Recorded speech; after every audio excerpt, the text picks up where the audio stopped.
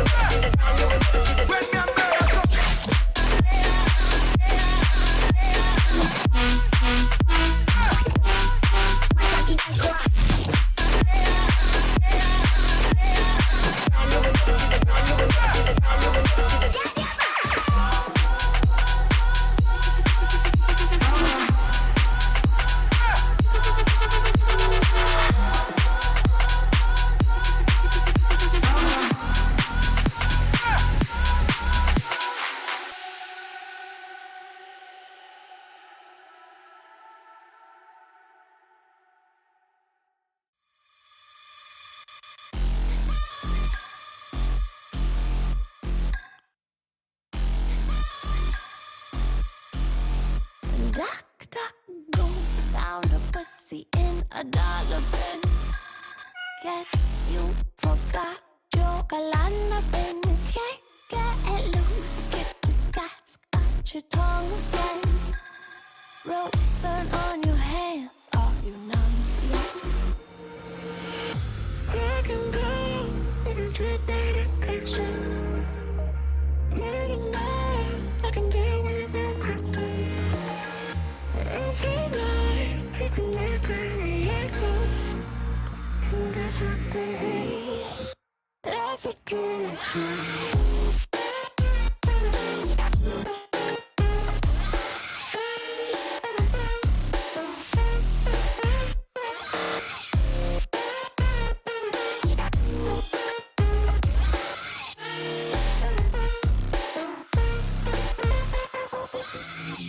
by your side through all of the lies, watching you cry for me. Get on your knees, apologize please. Now why don't you die for me? Call me the king, ruler of things. Give me that diamond ring. Get on your knees, apologize please. Now why don't you die for me? I can go, but you can't medication. Made a man, I can deal with everything. Every night, make it let go. And that's a day. That's a day.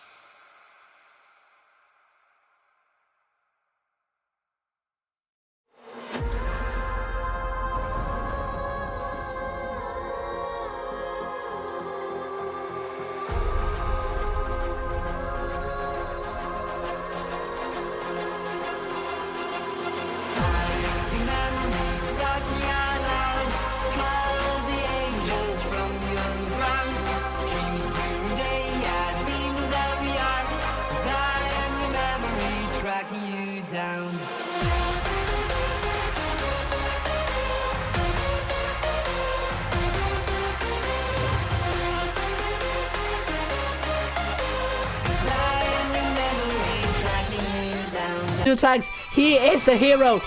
Yevny, oh dear, showing the back to Ambition. Oh no, he received a shot, now he's a one shot. Oh dear, Yevny, can he survive? It's the $1 million question now, can he survive? He race. Oh my god, oh no, he found a whoopsie, he found a, oh no! Oh no!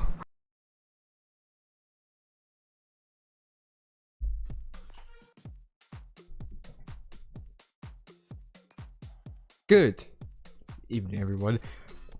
We are back with the Proof of Skill Tournament, the 3rd edition, and tonight we are following Astra versus Dodge first, and then through the bracket to the final. And that means Raccoon will be joining us in the round of 16, and during the breaks, do not leave the stream. We will have some interview with Raccoon when their games have finished. And don't worry about Asia server. I am allocated a team to follow tomorrow, and that would be ID versus RN. So tomorrow I will have a stream for the Asia server, so keep an eye on that. For those of you who are new to this, I assume that all of you know what's going on by now. So just a quick overview of the Proof of Skill Tournament format. All games are played in a best of 3 series. That is, whichever team wins the first 2 matches will win the fixture. The format is a single elimination knockout stage with a match for the 3rd place, and the tournament is seeded by the average of the win rate of 7 best players in the team. And the team earns a number of cups depending on where they finish, and the leaderboard ranks the teams in a descending order of cups. The top 8 would advance to the Professionals tournament, and the 9th, the 16th place would advance to Challengers tournament.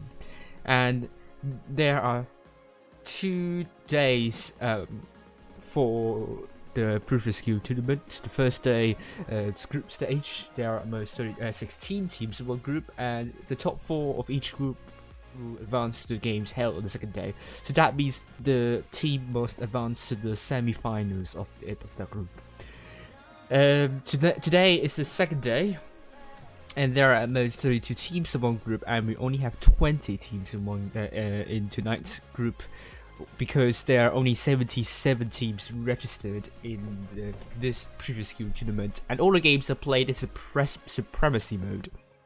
Here are the number of cups that a team can earn tonight, and both Astra and Dodge have already earned 313 cups, and they can earn as many as 2011 cups, and we'll see whether Raccoon will earn that many cups tonight.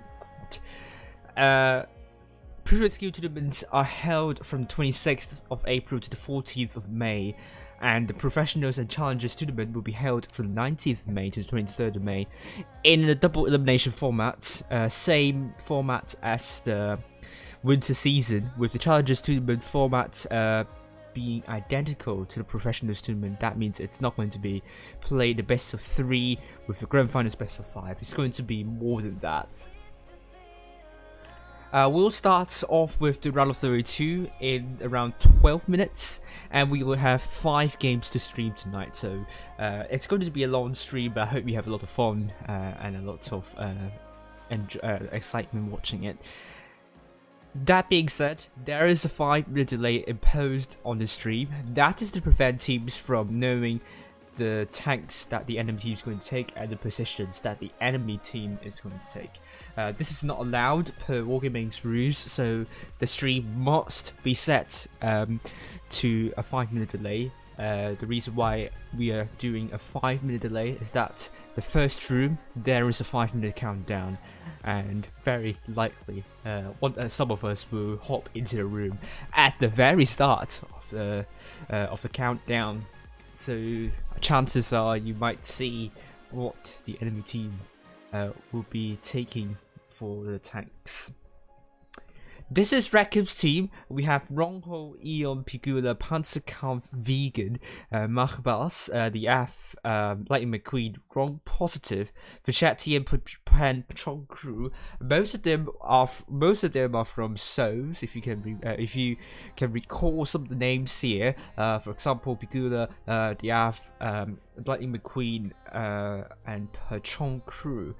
I'm pretty sure that Vachati was in SOS before, but do correct me if that isn't the case. This is the coverage for tonight's games on the EE server. ARWV will be streaming Immortals versus Serenity's Record and all the way to the final, to the match for the 3rd place. And we have Eminet streaming A1N1 versus Joe 46 all the way to the finals. And Fujit streaming BPS or Gravitas teams versus Sparta and all the way to the finals. And I'll be following Astra versus Storage and all the way to the finals, meeting Raccoon on the way.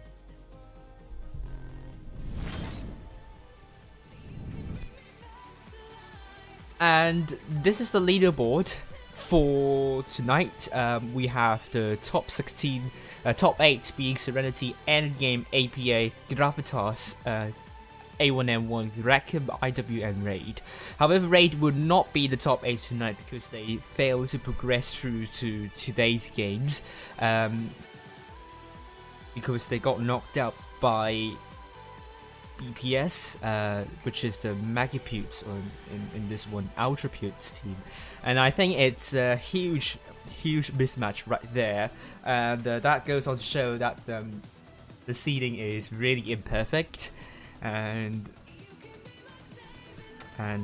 more shockingly, half of the top 10 seeded teams aren't even playing tonight, so the seeding is really inaccurate, and I would rather use random seeding instead, because such situation should not happen in the first place when you are using a seeding system in tournaments. A seeding system is meant to rank the teams in the order of ability, and apparently both Magapute's team and also Raid are top 8 material, so them fighting for top 20 makes little sense.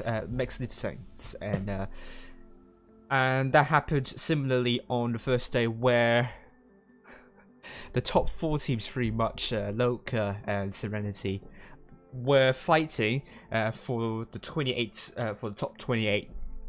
And obviously that is orders of magnitude wrong, and the seeding really was very bad. And hopefully we don't see something like that in the future seasons when the seeding is fixed. And we all want to see the seeding being fixed here, because seeding system should not be used, should not be manipulated in the first place. But at the same time, really hope Wargaming is going to switch a little bit in terms of seeding, where the teams are seeded, giving it a little bit more randomness, so the teams won't be in the same position as always. Don't leave me, I need peace. Yes. Hello, North Lava. How are you doing? And wrapping up the top 60. Top 60 will be Loka, BPS, Zenith, Repti, FE207, Shadow, Veil, and Kraken Esports. Shadow, Veil did not qualify to tonight's matches, and Veil especially lost to Raccoon, REK3M, 1-2 in a big upset. So they will be really smashing the table right now. They would be playing very hard in a final 3 Premium Skill tournaments. Navi 207 was a pleasant surprise yesterday. They went really close to endgame, only losing them 0-2, 1-2 I mean, and they are facing them once again in the same first map. So anything could happen here. Endgame could potentially get knocked out if they are not vigilant enough. This is a really great opportunity for FE207 to rise further the table.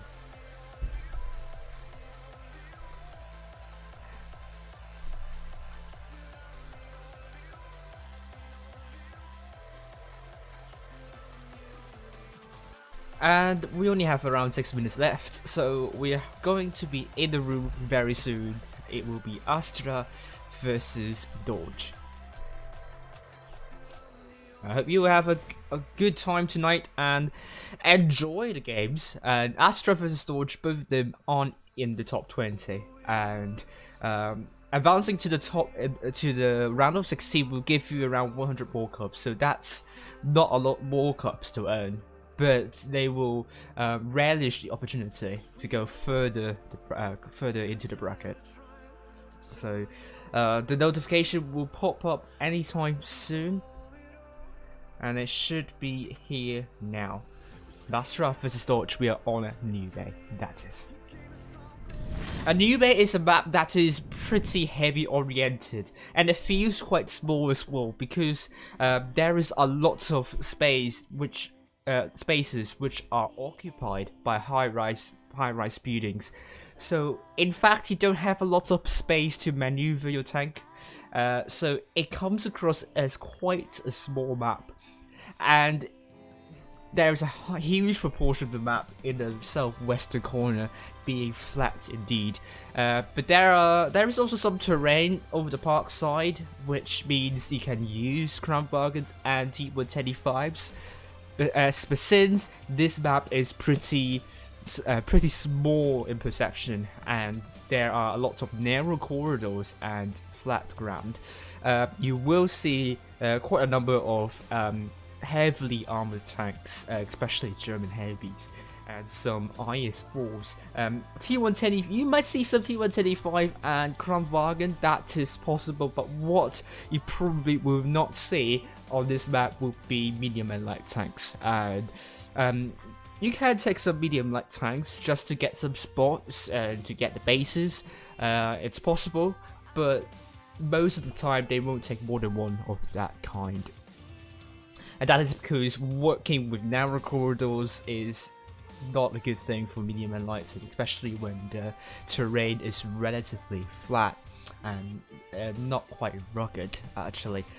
So will Dodge spam their IS-4s? We can see very soon. The problem with IS-4 is that it has a relatively inaccurate gun, and it also the gun also has relatively low DPM. So that's why RS4 is gradually getting phased out because E5 and Kramwagen 2 and 5B they have their gun is much better than IS4. The good thing about IS4 is the armor. It can bounce quite some shots if the enemy does not know how to aim at your armor. But I think Dodge is going to change something up. They're not going to go with full-on IS-4 spam. They will get 7. We saw a player temporarily getting into the team. We are seeing Astra going with Apple in the T22. 37 grand in the mouse. We have quadruple T125s by Turkey, Bazir Lewandowskiego, and Vera Harden. Old Otson will be taking a 215B with Dodge, going with Dodge Viper, and the ice alongside Ottoman Punisher and the CEST. Pookie, Rustly, and Bot. What kind of bot are you? Bot Hatut will be in triple T125, but it will be hard to think of Dodge having only 6 players and Astra playing around in this match room, and that is not what you want to do when the time is ticking, and we only have like 1 minute and 20 seconds left to go, and we have Mali in that Vickers Light, Mali Basak Sahir, and it seems both of these clans are Turkish clans. Correct me if I'm not right about that. And this is going to be really interesting. It's going to be a Turkish derby, and we all love our national derby in the game.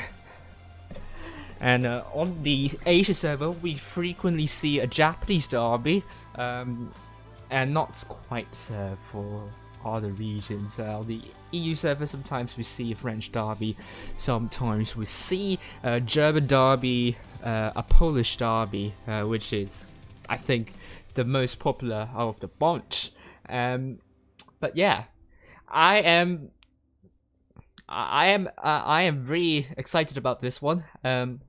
Really hope both of these teams, despite not getting mentioned a lot, and I think both of them haven't qualified to the second day until tonight, so they will be cherishing this opportunity, and hopefully they will show us some really exciting games. So here we go. I need views, so give me views. That would be good. New Bay first game, it's going to be Astra Red Team, which spawn they are in with Dodge. Blue Team, Astra on the north spawn with Dodge. On the south spawn, and has Wargaming fixed their pink buildings yet? I hope they did. But if they don't, it's a landmark that I think a lot of people like to visit. I think they have fixed it, so don't worry. They really fixed their pink buildings. Oh no, they haven't. Fancy pink building is right there with Dodge dropping 3 speed boosts, with Astra dropping 4. I think a lot will actually be happening over to the southwestern corner. So let's look at it with Pookie spawning up pretty much the entire team of Astra, but he couldn't connect his shell. But on the other hand, we have Vizier getting really aggressive. That T125. Astra approaching this really aggressively, and Dodge is not coping with this aggression just yet, but they are holding well. With 37 grand crawling in his mouse, he's looking for some crossfire, but he's going back to the frontal armor of Dodge. With A being captured by Dodge, this is going to send a signal to Astra to either push in and apply more pressure, because they have the tank advantage right there. But Apple is dealing with age at the moment. hit points is still with Astra, and now Mali is now rotating back with A now being captured. Dodge might have some breathing space right here with Mali. Let's look at Mali. He's going to put a good shot into 37 Grad, but 37 Grad is unable to pincer and flank him, and I think he might have missed a good opportunity right there. Dodge is still hanging on, and they haven't been trained well so far, but Astra is looking to punch home, and they haven't been able to do so. Astra, however, with Afro getting A, they have the cap lead, and it's all on Afro to get the tank he wants to focus. He spotted up Mali, and this is going to be a 1-versus-1. Mali versus Afro. Afro is definitely going to win this spot. T22 for his Vickers and a low health Vickers, but with that shot, he needs to be careful not to bounce more shots, but Afro's going to put a nice shot here, and that's going to be the case. Farah Harden kills off Mali, and it's now going to be 7-versus-6 right now. Dodge is left with no choice but to push in, but they are falling apart pretty much. They are focusing on Turkey, and I do not think they're able to kill off more tanks now. If they can kill off Turkey, that would be a bonus, but that would not change the fact that Astra will be taking the first win. Pookie dropping the reactive armor, but that is left with little help for Dodge to win this one here. With Astra getting all 3 caps, this is going to be Astra's game, and Afro will be landing that shell into Dodge, and the CEST in that IS-4 is going to be killed, and this game goes to Astra. I think Astra put a lot of pressure to Dodge, and Dodge simply didn't have really good positions. They are just stuck with one single lane, and they are too narrow. They are playing it too narrowly. I mean, fair enough. Astra is also stuck in pretty much a lane, and Mouse really didn't impose lots of chaos to Dodge's lineup or setup. But I think everything spiraled against Dodge when Afro spoiled up that Vicky slide and took him down.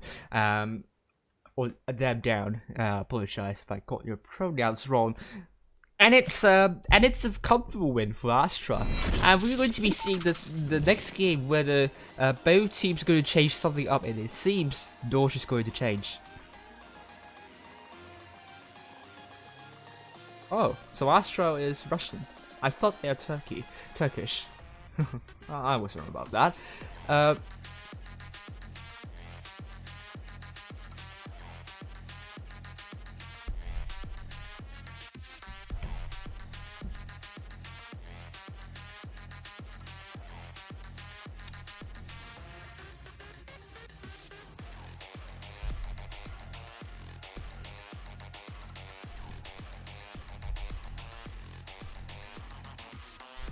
So here we go, Astra. We are seeing Astra changing up a little bit with Afro in the T22, double crab wagons by Otson and 37 Grad, Turkey in the IS-4, Vencia and the T125, and we also have Lewandowski-Ego, the T125 with Farah in the E100. On the other hand, Dodge going with double bounce by Hasek and Dodge Viper Ottoman Punisher. The IS-4 alongside Pookie and the World. Couldn't remember. I'm going to repeat that once again. Oh, hello, Max. You're from Dazor. Good luck to your team. And the CEST. It is in the IS-4, Drasli in the Kramwagen, and Bot Hatut in the T22. And this time, Dodge has more hit points. Blue team North spawn, Astra, red team South spawn. We're going to see how this is going to pan out. But let's head down to Afro. He's going to want gain his spots in. But once again, we probably will be seeing quite a lot of action over to the southwestern corner. But Afro is just playing this a little bit defensively, so that if Dodge decides to commit everyone to A, he is able to run away. But that's not going to be the case. Dodge is getting B, and Astra is getting C, but Dodge will get B first, because they are in that cap circle earlier than Astra was. But tank's been spotted. Dodge is going to play this one relatively passively because they have the cap lead. Meanwhile, Astra did not have the cap lead. With Afro taking a little bit hit, that is not the best thing to do. In the T22, he is really important to getting the information up for the team. But as it stands, both teams are not doing much, but with Turkey getting very aggressive here, he is not well supported, however. If Dodge realizes this, if they decide to rush Turkey, he will be taken down really quickly, but on the other hand, you have these tanks ready to shut down whoever is crossing this area, so that means Dodge can't really push just yet, but it's going to be Astra that needs to make a move here. It's going to be Afro going into A, but Dodge is relatively spread out, so Dodge can't really push onto Afro. But Bot Hatun is looking to reset Afro, but Lewandowski, who's going to go, comes quickly after. But I don't know if this is a good choice for Bot Hatun, because Afro has some support here. He is getting shot by 3 tanks. Oh dear, Bot Hatun needs help. And I think Dodge cannot sit there and do nothing. Hatun will go down if he is not getting any support at all. If we head up high, it's 1 versus 2 of Dodge still not doing much. This is not going to be good. Pookie is coming in to support Bot Hatun, and he is going to have some breathing space right here. But have they sent too many tanks to support but Bot Hatun though? I don't think so. Lewandowski is going to go down really quickly here. He's dropping reactive armor at the right time, but it's not going to buy time for Astra to rotate though. I have no idea, but Bot Hatun is getting shut down already, and it's going to be 7 versus 6 for Astra at the moment. Lewandowski is now a one-shot, but he's able to put a shell into the CEST, and A is retained by Dodge. And Pookie is going to land a shell into Lewandowski. Meanwhile, Astra is going to focus these 3 tanks right here near A. They're going to send everyone to that, but the Mouses, are they quick enough to support Dodge forces? The hit points are still with Dodge. Astra, they're left with little choice but to kill off these 3 tanks. They are isolated, however. Let's follow Vizier for now. 37 Grad is coming in, and they have killed off Pookie right here. Otson it's now a focus for Dodge, but Rastley is going to be shut down by Astra, and Astra is trying their best to pull it back. But it's going to be enough though. The mouse is still full health, so they have the DPM. Meanwhile, Dodge, they have the hit points. They just need to focus the right tank. But Farah puts the wrong shell into Hasik, and that's not the shell they want to put into the CEST. It's going to be really low with Otson now putting a shell into the CEST. The CEST is now dead. It's now going to be 5 versus 3. This is still really close to call, but Astra is gradually gaining a foothold here. Ottoman Punisher is going to be the focus for Astra, I would assume, and this is going to be the case. We have 37 Grad looking to shut down Ottoman Punisher, but it's going to be Vizier doing that move. Hasik is going to be the next tank for the focus for Astra, and Dodge only have 2 mouses left, and their DPM is going to be really bad. And that was a good response by Astra. They got support for that capping T22, which is Afro now. I was a little bit worried whether they would give information to Dodge, but isn't the case.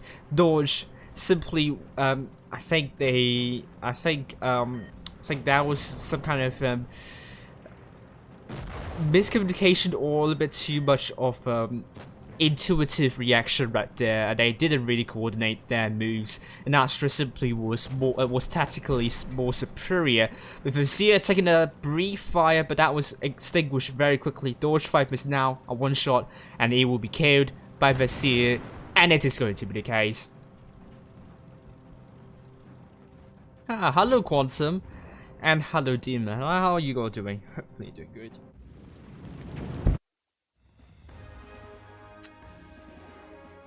And here we go. Astra, really good job right there. Good focus fire. Well, say focus fire is alright, but good target priority. They left the mouse till the last, and they also ignore the mouse as well, letting them to run a really long way to support their teammates on A. And that was a really good job by Astra. And all the best for you guys into the round of 16, where they will be facing Raccoon. Thank you, Mad Max. For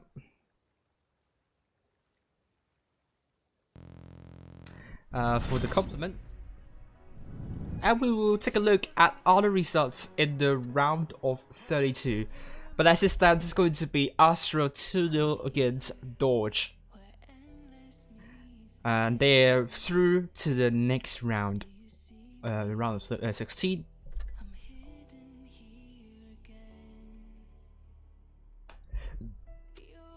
Privyet to Dimmer, Mad Max and Quantum.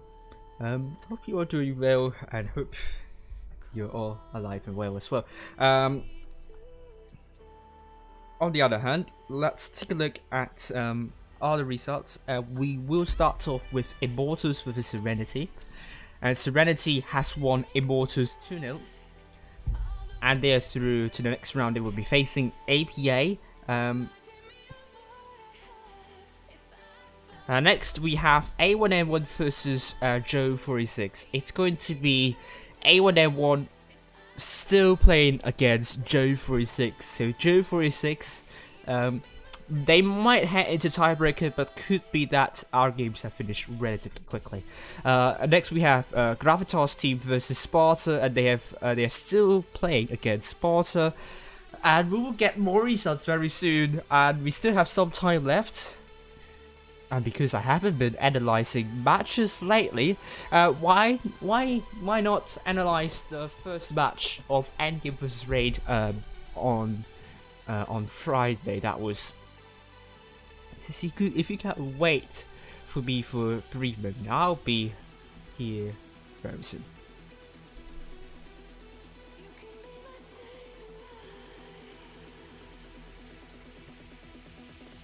Oh, thank you very much for the views so far. 44.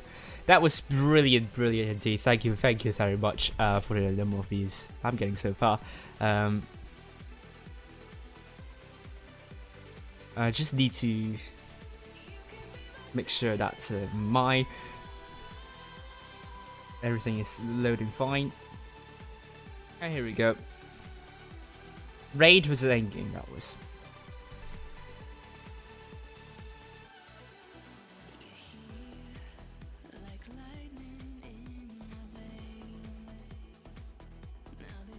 Endgame is really leading here. Blue is trying to.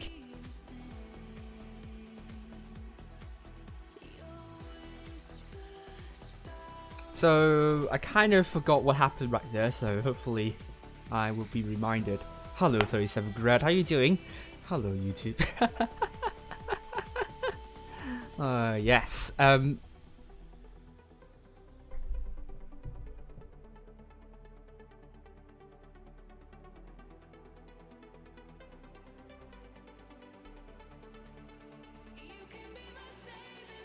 Okay, just wait for me for a moment as I set up the stuff to analyze.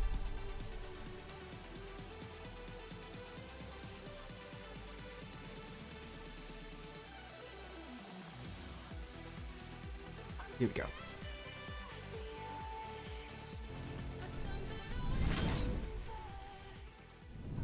This is Raid vs Endgame. Let's head up high, shall we, with endgame or the north spawn, blue team Raid, red team south spawn, and Winchellade is going to capture D very quickly in the lap 1, and we'll see what's going to happen next. Sick and F50B going into this house.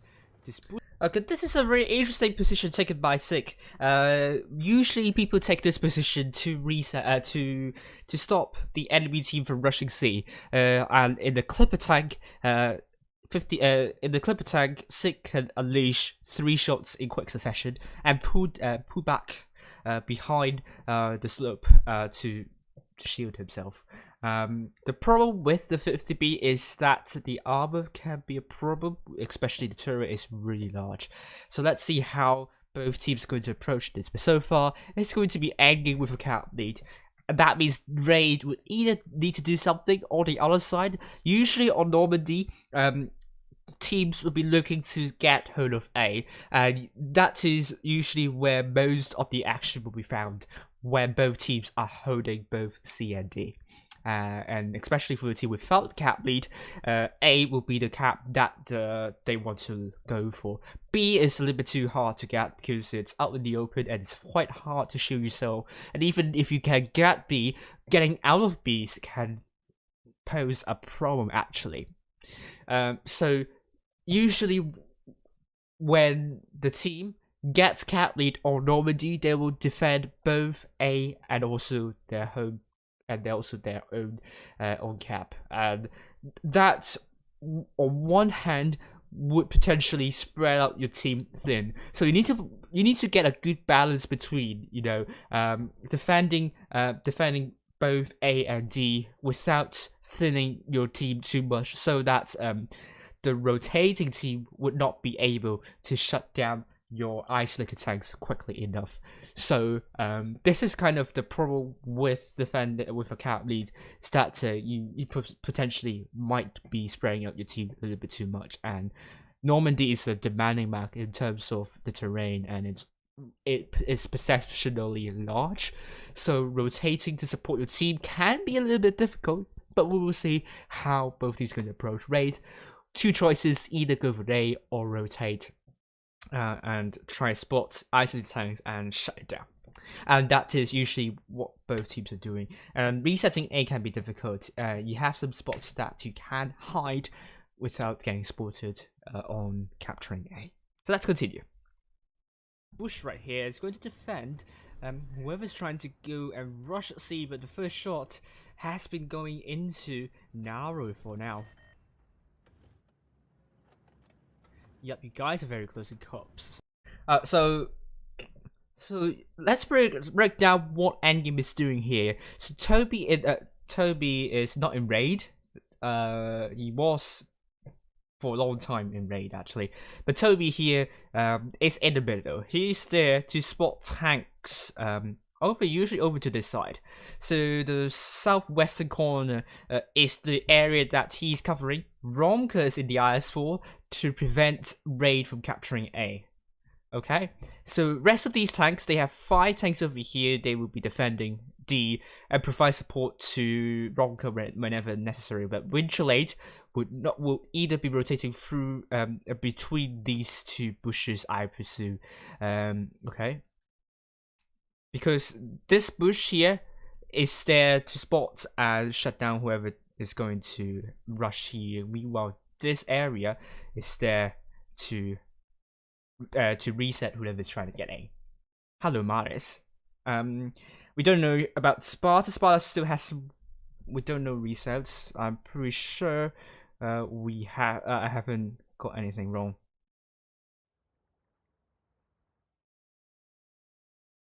Let's continue. So Naro in that Kronvarg is going to do some hold down action, and it's going to get some spots in. Orca and Romka are being spotted. Misses from Naro.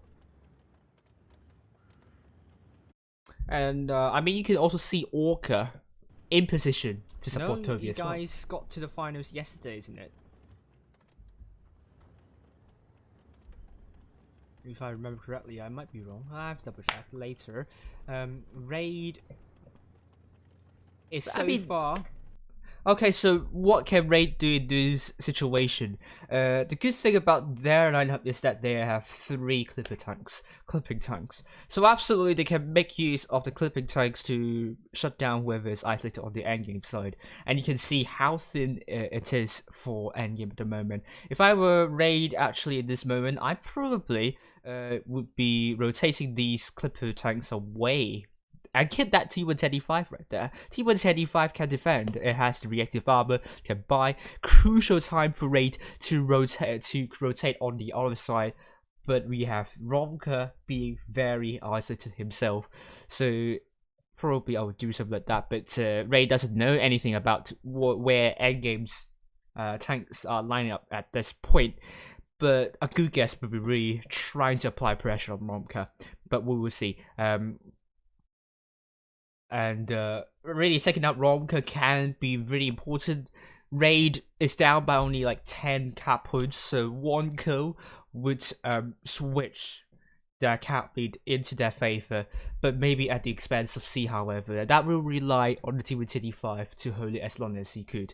And if they are doing that, if Endgame's trying to capture C, Raid might want to keep on pushing and keep on shutting the tanks down, and maybe put one tank onto A, just for insurance policy. But let's continue.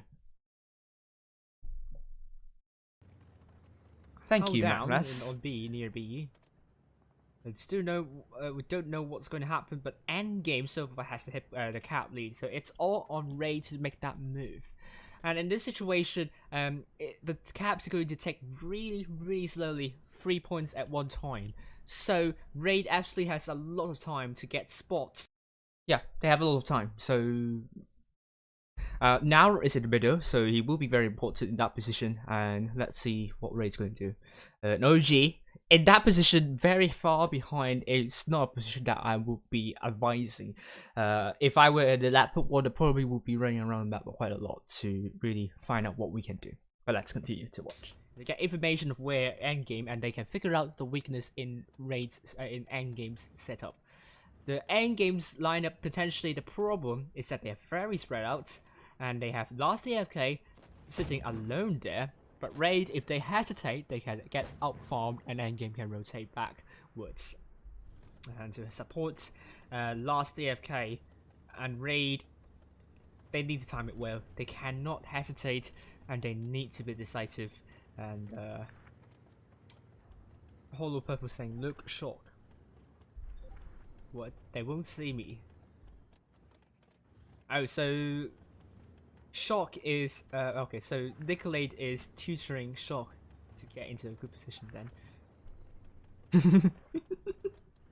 well, I mean, not much has been happening so far. So let's skip a bit. One that needs to make our Raid really because Narrow might. I mean, Raid knows that the northeastern area is quite well fortified.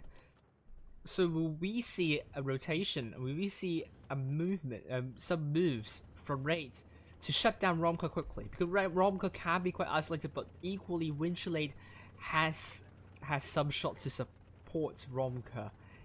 And Anya is looking for Romka. I think he needs support from his teammates as well. Good HE shell into Romka. Romka's trying to capture A. It's not successful in doing so. Winchelade is not in position, but that was a bounce right there. And oh, no. Lots of bounces here, not something that Raid would be proud of, actually. Not a bounce right there. Romka is very lucky, and I think Raid is initiating a push, and they really need to do it now. And Romka, once again, it's not getting shot at. Raid was made to play. Oh, probably I don't know what they're trying to achieve on A here, apart from trying to scare Romka off. But it's really not working fine for Raid at the moment. They're taking quite some hits over to this side, but equally they also made a move on the other side. So they're trying to make moves simultaneously, but they're also separated in half. So they're trying to kind of even the numbers out. But what will Endgame do in this situation? Would they try to shut down these tanks on A, or will they go and support their teammates on D? We'll find out soon. Play making that move was not very good indeed. Only still at the back for unbeknownst reason. And I think Endgame is now looking to support, looking to crowd the numbers on D. I mean, they aren't really the most healthy tanks so far, but they can absolutely do something with that. And Raid, they're dropping hit points gradually, and Endgame is really looking to shut down both Tamon and Sake. They're rushing with these three tanks here. Good shot into Tamon here. The last AFK puts a good shot to Sake. Sake is now very low. Blue receives a big hit somewhere else. But I mean, this is really much over for Raid. Sake is the first tank down, and Drizzle is looking for last AFK. And last AFK is a focus for Raid. On the other hand, with Endgame, we're dealing with a middle side. And let's head over there for a brief moment, and I don't think that's good enough to watch because all the action is happening around here. Taman is going to be killed by last AFK, and which means Nicolay wasted his shell, but that doesn't matter because Winchelay is there to help Drizzle. Drizzle is trying to get out of the situation, and he's tracked, and he cannot. It doesn't have another repair kit right there, and last AFK is trying to ram into Drizzle. Drizzle's next time down, and Endgame got D as got A as. So I think the takeaway here is that Endgame really was a lot more decisive, that they know which position they want to go for first. Raid, sadly, that A move was quite hesitant, and the other side was not doing really well as well. That allowed Endgame to regroup and also counter push on the other hand. So Endgame, they made a good move to leave Ronka there. I mean, he's still really healthy, still full health, so you kind of have to question why they aren't able to do anything on Ronka when he's like an isolated tank. That is a really good game by Endgame, and Endgame won this game at the start. So thank you very much, and I think the room is up, and we will have and before I continue, let's see, A1M1 beat Joe 46-2-1, and we also have Sparta beating Gravitas team 2-1. So that was a big upset right here. I didn't expect that from Sparta. Congratulations to Sparta, actually. And it's going to be Raccoon versus Astra now on Normandy, the map we just analyzed before. And let's support both teams. And I will be changing the overlays for a moment, and I'll be back really soon. Gravitas team getting knocked out is a big surprise, to be honest with you. But I'm happy about the. I'm happy. I feel really. I'm very happy about them because they really needed that push into the top 16, and I think that might be enough for them to do that. But then they only earn 100 more cups, so they still need to do really well in the next one, and they're going to be facing Cash in the next one, and they would relish that chance to go further, and they can absolutely do that. I would say. And it's round of 16. That is Raccoon versus Astra.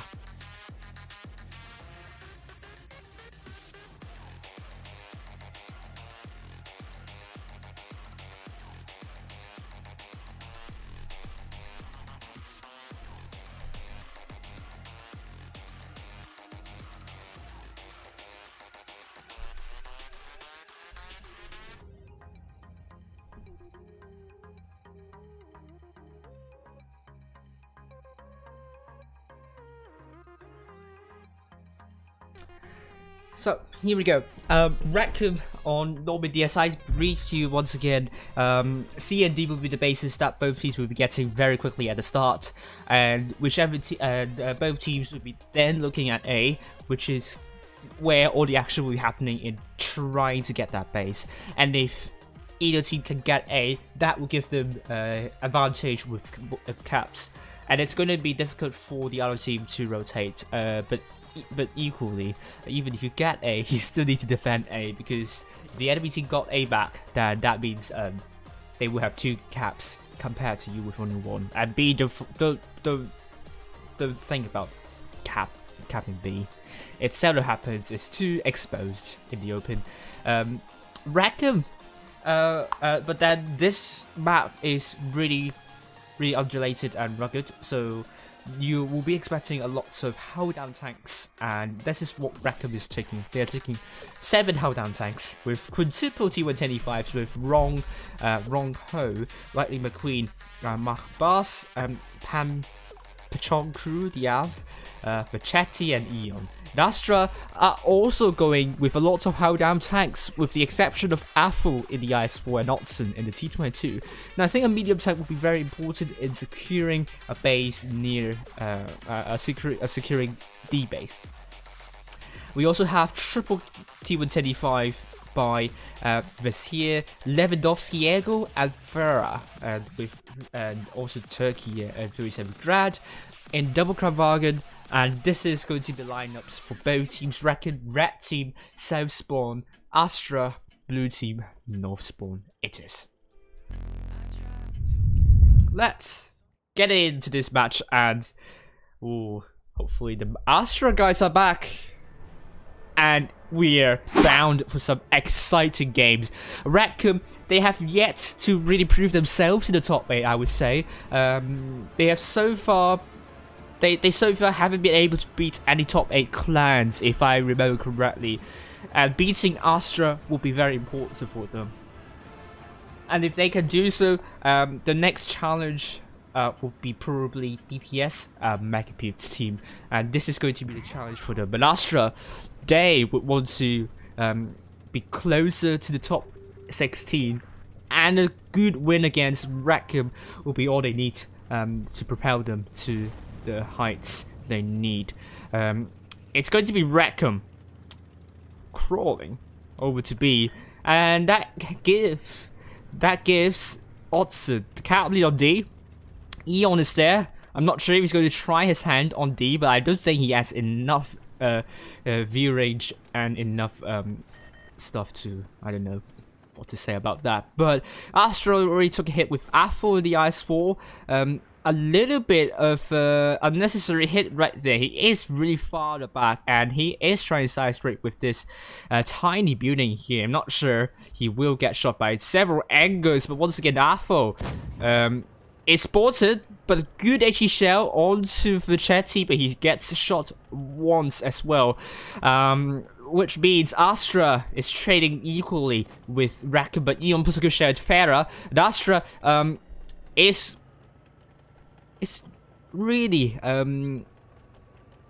it's an interesting strategy, I must say. They are really putting themselves in a tight pocket over the northeastern corner, and that would render that T-22 a little bit useless right here, because because the medium tank has low hit points and bad penetration. And if you want to get out of here, get some spots up, and this will be hard. Raccoon cannot drop unnecessary hit points. They're steadily getting the map control, and they also do not have. They also have A. That is an important cap for them right here. Lightning McQueen's going to get C, and that doesn't seem to be any big deal for Raccoon to get C. That means Raccoon will now have to defend. And will they give up the map control they possess at the moment? But they are still dropping hit points gradually, and this is not what they want to do. Raccoon with a hit point, with a cap advantage right now, that is going to change very quickly. I mean, that's going to change now. Astra needs to either kill the tanks near A or B, or they get C. But it seems they're now going to make a move. Potentially, they're now crowding into A, and Raccoon have tanks for that. And I think if they do not get decisive, and I don't know if they cannot get decisive actually, because Raccoon have already made a move to pincer the tanks of Astra. Astra needs to punch a hole over Raccoon. They're looking for wrong hole, but that could be the wrong tank. They're focusing right. Drop the reactive armor, and that's going to buy sufficient time for Raccoon. But with wrong hole now dead, Affle is also really low. He is going to be the next tank down. The focus fire for Astra, they need that focus fire, but they are struggling to find a tank they want to focus. Affle now dead. This thinking time is really putting a huge toll on Astra at the moment. They need to focus the tanks, but they are not doing that. They either want to go for Patron Crew or Vachetti, and Vachetti might be the next tank they want to go for, with both Farah and Lewandowski are now dead. Hit points are now in favor of Raccoon, and the ARWV dropping the reactive armor at the right time. I don't know if it's going to be over for Astra. Astra has 5 tanks, 4 tanks only, with Raccoon having 5. Astra, Vasir is now dead. The ARWV is also dead, with Turkey going to be a next tank down very soon. Otson is trying to run away from the situation. 37 Grad is reloading his clip. Both Crown Wagons have really low DPM when they are reloading their clip. So that's REK3M's game to lose right now. REK3M are leading by more than 5k hit points, with Otson now going for C. But would that be enough? I do not think so. Machbas is going to land a good HE shell into 37 Grad, but I think it's just an AP right there. Leon's going to put a good shell into 37 Grad, and not the best HE shell to Eon. Now, REK3M has B as well. A and B is going to be captured by REK3M, and even if Astra gets C, it's not going to give them the win. Otson's killed by Lightning McQueen, which means the first game will go to REK3M. Good job to REK3M right there. They have acted quickly when Astra was planning to rush A. But Astra, the main problem is their lack of focus fire, and especially that thinking time in the middle when they killed a tank, which is, I think, wrong ho.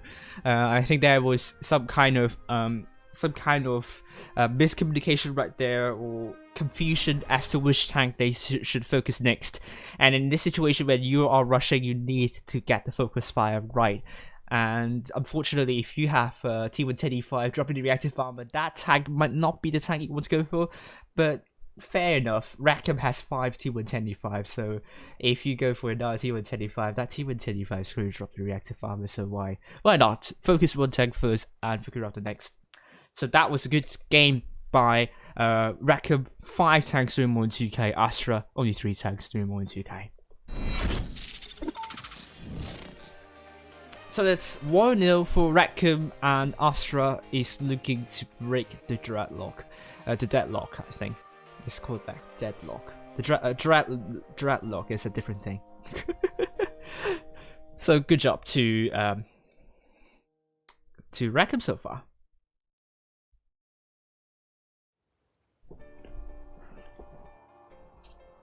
REK3M now changing up with Wrongho and the Chieftain, Lightning McQueen and T110E5 alongside Eon, Machbas and T22 alongside the ARWV. There's a double T22 right there. Pan, Patron Crew in the Icefall and protecting the Crown Wagon. Astra is going with double T22 by ARWV and Otson. Double Icefall by Turkey and 37 Grad with a double T125 Vesir and Lewandowski Echo Farah. We'll be wrapping up the lineup with a mouse. And I'm not sure about the mouse on Normandy here. The main problem with using a mouse on Normandy is that the terrain would make it difficult for the mouse to traverse through the map. And it also, and Normandy can be quite an open map, so you can get shot from literally everywhere, and that is what not the mouse wants to be in. It has really good armor, but you do not have good armor on all sides. So if you can only show one part of your armor, especially when that part of the armor is hard to penetrate, then the mouse is indestructible. But we will see how Astra is going to approach this one. That will give them a slight hit point pool advantage. There is no reward, however. Check the pinned message. I've said it really clearly. Eon getting really aggressive, getting spots of Astra, approaching this one very narrowly. Are they just going for a huge rush right there? Not sure. Double T22 are just going into the frontal armor. Look at one of them bouncing already on Eon. Not sure if that's the best idea for Astra, because REK3M is there to support Eon, and Eon's dropping the reactive armor, and he's killed by Vesir. And the next time they want to go for, they need to get the focus fire now. And their lineup is very spread out. I don't know why. Vera is left behind. REK3M, Wrongho's probably the next tank down, but focus fire once again. Astra, they need to get it right. Lewandowski Ego is putting a shot into Lightning McQueen with Wrongho now dead. Lightning McQueen bouncing onto Lewandowski Ego. Astra is still leading in terms of hit points. A good shot to Mach Boss, but Mach Boss bounces onto Athel. Hit points still neck in neck, however. Lightning McQueen is going to be the next time down. 37 Grad is now down. Turkey is going to put a shot into Lightning McQueen. Is it going to be the case? It is going to be the case. And it's going to be 4-3. Farah is still really healthy. But would that be enough though? Good shot into Patrol Crew. They really need to figure out which tank they want to go for. But Turkey with that bounce though, however, that wasn't the shot they want to go for. Chetty gets a hit right there. But Turkey is just looking for Patrol Crew, I would say. I'll probably not. That was a bad shot fired for Chetty right here. Turkey, I don't know where that shot went to. And Astra need to focus their guns, still have the hit points. REK3M has the guns and the DPM. They have double T20 still in their repository. So anything can still happen with Farah. But the good shot for Chetty for Sia is now one shot killed.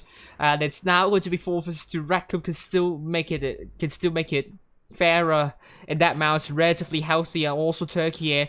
And double T20 still alive. They can really make use of their mobility, and this would mean that REK3M is going to get this win probably. Farah is going to go down very soon. That wasn't the shot that Farah would be happy about, and this is going to be another win for REK3M. Astra, the focus fire is not good in this one still, and I think this is going to be the first priority that they need to improve in order to get better. But that was a good surprise for REK3M, and it goes on to show REK3M they need a better contingency plan when a rush happens, and maybe if the next clan is watching this stream, they would know what to do. But REK3M still 4 tanks thermal into the T22. Being alive actually changes a lot here, but Astra is better this one. They were very close, but really the focus fire was the main difference right here.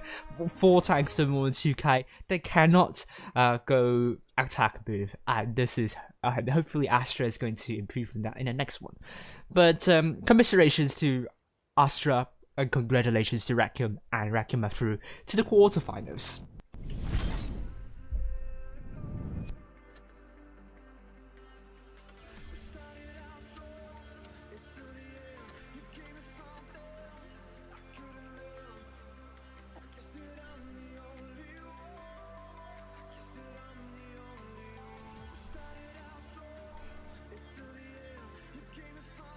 Okay, let's look at the results of other round of 16 games.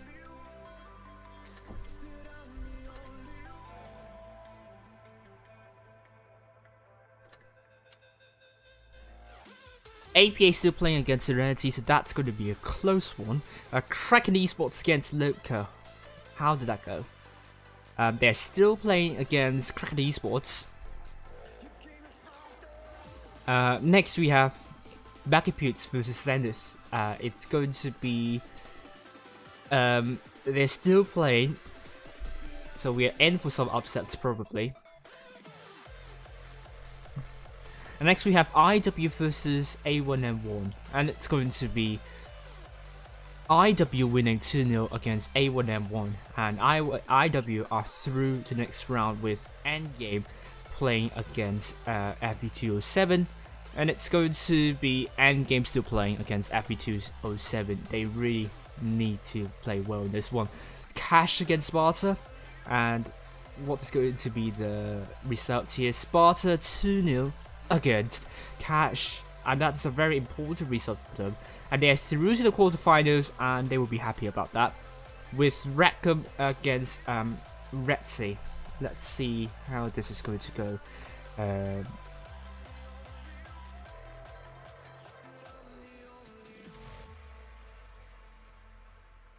Okay, REK3M versus Retzi, and it's and they're still playing, so anything can still happen. If we update we know that IW and Sparta are now in the quarterfinals, and if we update the leaderboard, so far we still have Endgame still playing, Serenity still playing, Ultra Attribution still playing. Immortals out. Loka still playing. APA still playing. REK3M still playing. Crackle still playing. Raccoon are already through. Sparta are through. Raccoon still playing. FE2 is still playing. Zenith are still playing. Cash are out. A1M1 are still are out. And IW are through. Okay, the table will look like this. IW are now in the 7th place. Loka is in the top 8 as of saying. That could change if Loka gets knocked out and any team below them goes through to the next round. Raccoon is sitting comfortably in the 6th place as well, with A1M1 maybe overtaken if either Raccoon and IW goes through to the semi-finals. Sparta, they are very close to top 16. They are just behind Veil by just around 40 cups. And if they win against the team they're going to face next, either Raccoon or REK3M, they will overtake Veil and advance to the top 16. And that is it. Cash, despite them getting knocked out by Sparta, they are still very close. In the top 16, they are in the 18th place. Because S1A got knocked out in the quarterfinals in the group stage as well. So, me saying quite some stuff already. Serenity still playing against APA as at the moment. How about Crackle Esports versus Loka? They're still playing with BPS Attribution versus Zenith. And they have beaten Zenith 2-0, and it's going to be BPS versus Raccoon. That is an important match, important result for Attribution. They really need that in order to advance to into the top 8. Basically, they need that. Needed that. There are no rewards for watching. I'm sorry about that. That is not my fault. That is Wargaming's fault. Endgame versus FE207. They have won FE207 once again 2-1. So FE207 was really close in beating them. And Endgame, this is a warning sign for them. They cannot. They shouldn't. I think they won't be happy about that. But still, they are through. So that is what matters the most. With Raccoon versus REK3M. REK3M 2-0 against Raccoon, and they are going to be facing Sparta next. We will check once again about the results of APA versus Serenity and Kraken Esports versus Loka. Kraken Esports they're still playing against Loka, and Serenity against APA. They're still playing, and we don't want to wait for too long, so don't think we have a lot of time for analysis. So what we're going to do is that we are going to play a game. That's always a good thing to do, isn't it? So I got one more rating to do, so why not? Let's go for. Okay, let's go for some 2-6, shall we?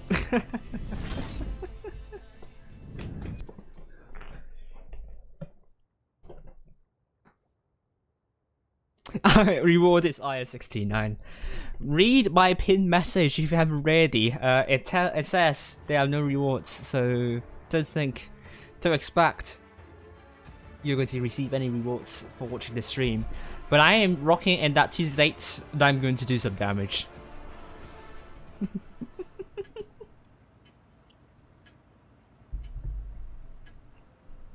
So I have to make sure that I can play this tank. It would be bad if I can't. But you never know. So we need someone going middle. I can't be in the middle. Problem with TDs, how down can be quite difficult. Apart from Badger. Badger is not a TD, I must say. But usually you don't put a TD on a slope. That is, you really asking for trouble when you do not have turret as well. And I hope I could get some shots here. So most of their tanks are near B. Ooh, they got some tanks crossing here. Don't think it's going to be the case. I'm spotted. Maybe if 1-1 decides to rush out one, I mean he's there to shoot 1-1, so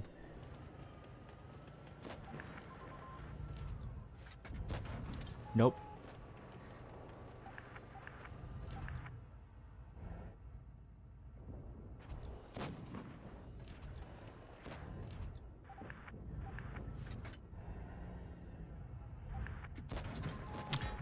No, it was not a good shot.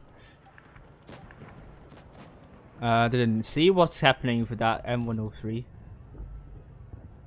I'll place it to be a little bit. Oh, something's happening on the other side, probably. Oh, we got some shots. Yeah, I didn't catch what's going on.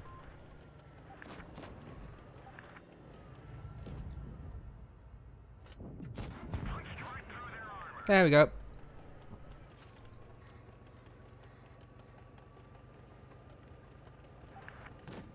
Yeah, but he really needs to get a grip. Oh no. Oh Gorilla, how dare you. But at least we know heavy tanks are... I think I know where to rotate then. Let's hope I get this right. And hopefully T124 won't spot me on my rotation.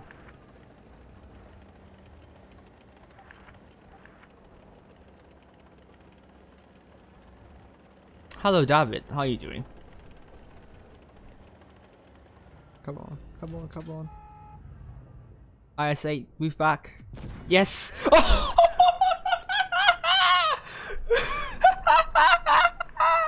Yes! Yay! I'm a happy man. I got that! Oh, why you do this to me, Wargaming? I'm going to report Wargaming for this. Purpose fluffing my shell, purposely making my RNG going a lot worse than it should be. Oh, come on. Are you serious? And they're now insulting girls. How good is that? Oh my god. Why? Why did you do this? Just so bad.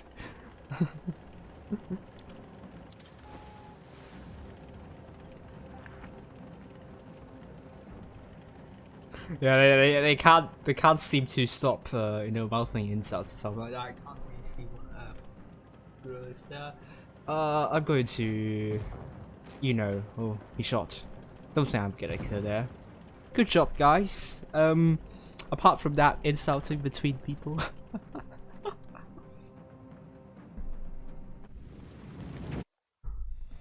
And yeah, that was a good start. Well, I didn't do a lot, so it's fine. It's rating, it's not counted towards my stats, so at least I got gold, which is always a good thing to behold. And it rhymes perfectly, so why not? So let's check the results of all the round 16 results. It's Serenity beating APA 2-1, and that's the result they need as well. But they have been so far very impressive in the spring season, and I mean even though I mean even if they get a team in the top 8 in the quarterfinals in the group stage in the next Rubik's Cube tournament, hopefully just once, they probably will still be safe. So that's not something that I'll be too concerned about. But how about Kraken Esports versus Loka? And it's going to be Loka 2-1 against Kraken Esports, and they will be facing Serenity. That will be important. That will be an important match for Loka, and hopefully they will get their revenge to what happened back in the quarterfinals group stage of first Proof of Skill tournament. And if they win against Serenity, they are through to they are going to be in the top 8 nonetheless. So well done to both Serenity and Loka. And if we update the leaderboard for you, Endgame are through, and Serenity are through. Loka are through.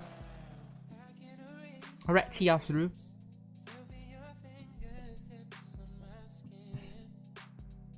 We also have, I got BPS, I suppose. Yes, I do get BPS. IW, I think I got you. Sparta got you. Endgame, I got you. Ret, I got you. Sparta, pretty much. Yeah, I got the. Yeah, I got everyone. Here is table for now.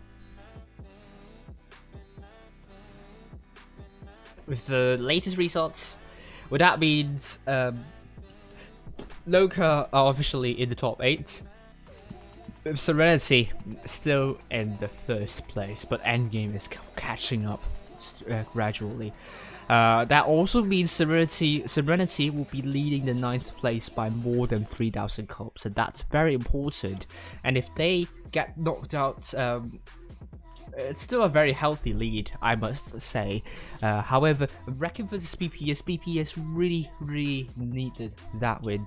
But at the same time, Raccoon, they also need to prove themselves worthy of top 8, because BPS is a top 8 contender, and they are also a top 8 contender, and they so far haven't won anyone that is a top 8 contender. I don't know about their result against A1M1, but they really need that win against BPS, and if they do, interview will be held after the match, and that will be after finals, I suppose, or not. And Sparta, if they win against REK3M, they are through to the semi-finals, but absolutely REK3M through to the semi-finals is a huge bonus. I know they are fighting for top 8, and they have so far been quite impressive, beating both APA and also Vale 2-1 in the second previous skill tournaments. Tonight they can prove us that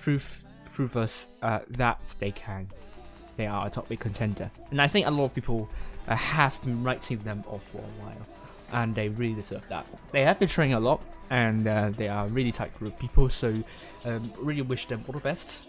And we're going to get a room invite very soon. They say hello to Spooky Gamer. Hopefully we get more viewers as the stream goes on. So if we can get more than 50 viewers for this one, Raccoon versus BPS, I'll be really jubilant.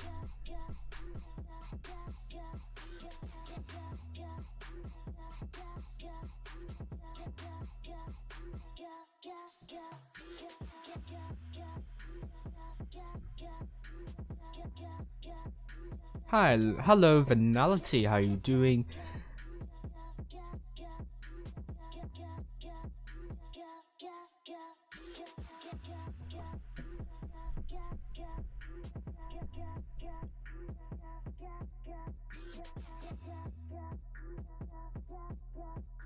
Yeah, I got the overlays. Yeah, no skills. I know I am not a good player, so thank you for reminding me about that.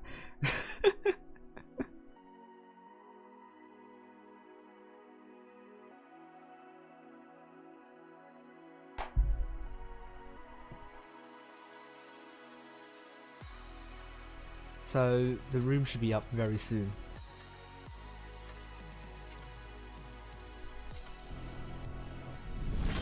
This is Port Bay. We have Raccoon versus BPS. BPS already already here. So we have Yeehaw, Potence, also known as Zerd, I think, General, Garfield, Haken, Cora, Foxy, and RJ. Oh no, that's not Zerd. Zerd is in that Gravitas team, so that's another person. Just let me check what real person he is.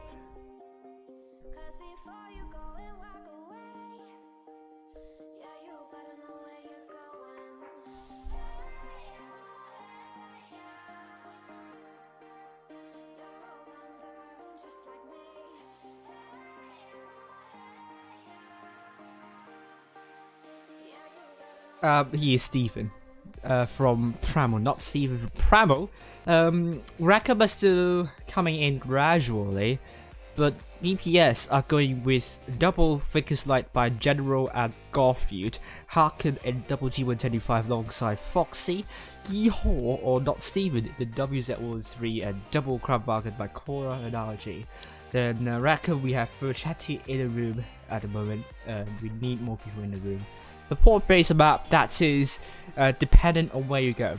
If you go to the northeastern corner, then you probably want to take some hold down tanks, hold down heavies and mediums and lights, particularly that far corner on the northeastern side. That is where all the mediums and lights go in the random matches, and if none of them go there, that will give the team a very bad advantage. They will get farmed by that side. That is not the situation you want to be in.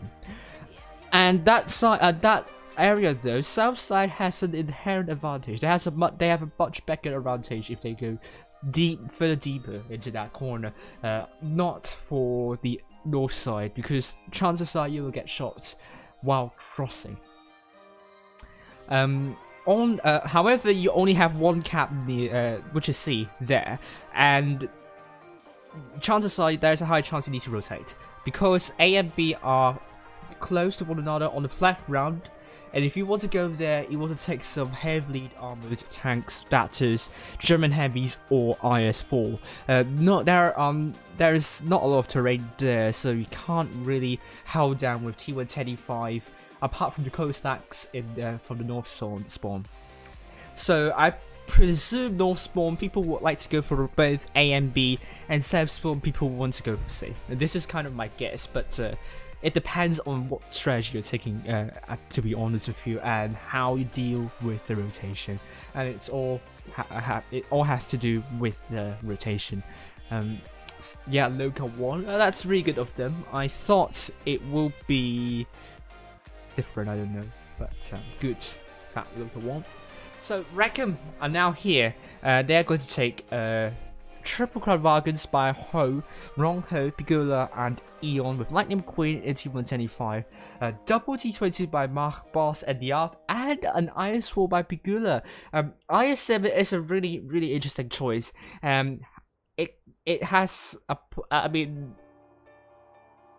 how down wise is okay and has some good armor, not as good as IS-4, but it can bounce something. Pike nose is going to be a hard one to work with, because it's hard to angle your pike nose well. If you do not angle your tank, like if you do not angle your tank, just go front on, then chances are you're going to show your big lower play. If you cannot hide it, then you might get shot relatively easily. But if you turn your tank a little bit, you will de-angle your pike nose on one side, and that means you might have a larger area for the enemies to put shots in.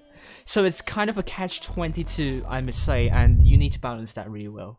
Basically, IS-7 is a very hard tank to play, and also the gun is not really good. The DPM is low, the accuracy is among the worst for the heavy tanks. So IS-7, the good thing about IS-7 would be the HE shell is brilliant, and also the alpha can be a joy to work with. So let's see how both teams going to play, and I really think IS-7 would need a buff for the gun. I don't think armor would need a buff, but the gun probably needs some slight buff, so people can take IS-7 over IS-4. Because at the moment, IS-4 is simply better than IS-7 in every way.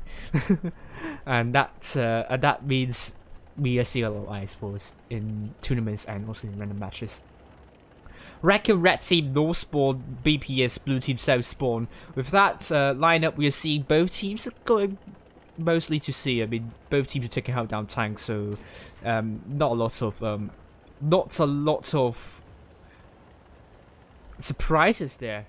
But BPS taking double Vickers Light. This is interesting, because how are they going to work with double T22 when they have much better armor than Vickers Light? And also they probably will be trapped right there, so if they want to run away, they might have to take some shots here.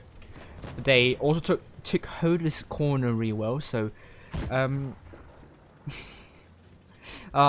anxious as well. I hope you guys do well. I'm doing fine. HEC stream was really good, but I'm getting to stream them once again tomorrow. Oh, but BPS already making a push putting pressure onto these IS-7 and T-125. Raccoon seems to have little response to that. Yeah, you see the double crowd Vargas aren't even pushing deep to support these teammates. They're now doing that, but would that be too little too late? No, because Raccoon down by more than 3,000 hit points. The Viking Slayer are holding really well with both General Garfield putting good shots into the half. Raccoon are really falling apart. I have no idea why, but the ARF is now down with Lightning McQueen now down. There's now 2 tanks up for BPS. BPS are really commanding, leading this one. RG is dead, and it's still very healthy hit point pool lead for BPS. Pigula is now leading the charge, but he needs to pull back because he's now the lowest. He has the lowest health amongst the rest. Bas is now dead. Pigula is now dead. It's now 3 versus 6, and you wonder why, how you'll be wondering about Rackham's performance right here, and especially the Crown Wagons. Had they gone in deeper to support those isolated I-7, and I think it's a T-175 right there, they would not be focused. They would not be the targets for focus, and BPS would take more hits though, and I think this is something they will want to ponder about. But they are looking for Eon's head right now. Eon's now killed by Yeehaw, leaving Ronho the last man standing. Great job to BPS, great start, and good shots into Ronho, good track shot, and Korra ramming into Ronho, doing no damage. But it's going to be Foxy killing off Ronho, with Ronho's turret falling just near his chassis. So great job to BPS, putting a little pressure onto Raccoon. Raccoon looks helpless in that situation.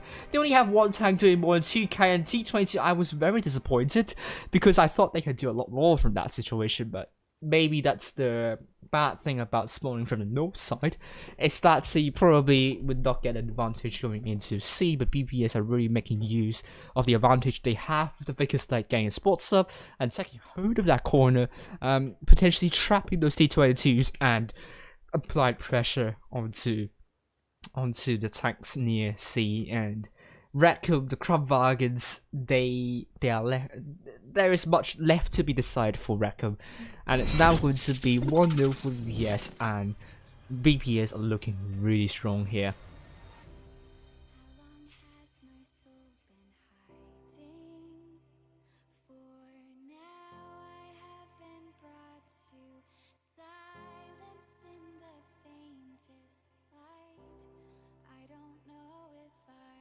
Okay, the lineups for both teams now going to be Rongho in the double crown bargain alongside the Yaf, Mark Bass in the T22 with Pan Pigula in the IS4, switching his IS7 out.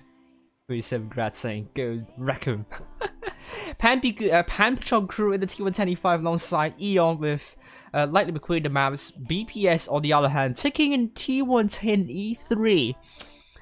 We don't see that often in Port Bay after that guerrilla position got patched, but usually that T110E3 is sitting in that corner next to the spawn to overlook C and reset that. That is what that T110E3 is there. That's the reason why the T110E3 is there. So you could expect BPS to go more into the AP side this time. And they're going to have RG 215B, double crab bag by Korra and Foxy General in that T22, and we have Haken in the T110E5 and Yeehaw in the 1-3 and UE10. My ass will be in that T110E3 as always. Now we're going to be seeing Raccoon once again going to see, but as I said, BPS will be committing some tanks over to A and B this time. General is in the T22. He's not committing to that corner. He will get some spots up. He got spotted, but he spotted Bars as well.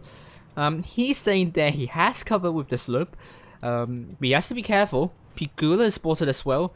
So BPS, General is still struggling to make a decision whether to run away or not, but it could spiral down. It could go very south for him in a matter of seconds if REK3M decides to push through. And spot up like McQueen. I think General, he might be staying here for too long. Way too long. T135s are coming down. Oh no. General might have taken way too long for that to make that decision. And they took one shot as a result. Will Eon do another shell right there? Oh, General, I think he took another hit right there. General, oh, took way too long to run away. But UE10 puts a good shell into Lightning McQueen, saying, UE10, my shell. So, good thing for him. I'm doing it really badly. So, hello Shaman, put it to you. Hopefully you going to enjoy the stream so far. REK3M pushing the lineup really hard, and they have a strong hit point pool lead, but they do not have the caps. So it's all on BPS to defend, and they really need to defend well. Because REK3M has the bargaining power in terms of the rotation. They have the hit points, and they just need to figure out the weakness in BPS lineup. I mean, BPS are really closely bunched up, and this is what I'm talking about. UE10 is in that position there to shut down whoever's trying to rush to their spawn. But they don't need to reset CR anyhow because they got a substantial cap lead. They are leading by more than 100 cap points, so REK3M needs 2 kills to swing it back. And that will leave BPS probably to reset A. And Raccoon is there. He is there to reset A. And he is in the close stacks, so when REK3M decides to push A, BPS can push the other side and leave Raccoon there to buy time for BPS to make a move on the other side. That is their game plan, I would say. BPS defending both A and C at the moment, but most of the tanks are near C. Just that if REK3M decides to rush A, BPS will go immediately to C. However, Korra is in a very aggressive position. He needs to be careful though, because look at BPS. They have a lot of isolated tanks. And if BPS gets rushed, especially if they rush Korra will be down, but he has some cover. And REK3M needs to decide on where to rush. They still have the hit point pool lead, but if they do not, if they hesitate, that might be a different story. And I'm just going to get the lights up. Here we go, lights up. So BPS still holding, but they still have more than 1,000 hit points of deficit, and it's going to be more than 2,000 now. B is also a cap they want to take a look at, but now 700 cap points for BPS right now. REK3M is rushing A, and let's see if they are doing the thing that I am expecting. They are resetting A as well as they could, but 1-3 is receiving a hit right there. I'm not sure if 1-3 has enough accuracy. It's a relatively inaccurate tank. However, BPS are not doing anything on the C side, and they allowed REK3M to get A. Oh dear, BPS. They're still really spread out, and they are now down by more than 2k. And it's all on REK3M to wrap this game now. They're now leading in cap points, and BPS are in loads of trouble. And there are lots of isolated tanks as well. REK3M, Korra is going to be killed by REK3M very soon, and I think BPS, they need to make a rotation sooner or later. But Eon is now killed.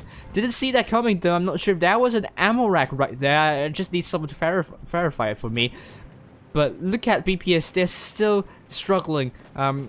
We have some hit points fire on Raccoon, but now Patrol Crew is the focus for BPS here, and it's still really close to call. REK3M now on 830, 75 cap points.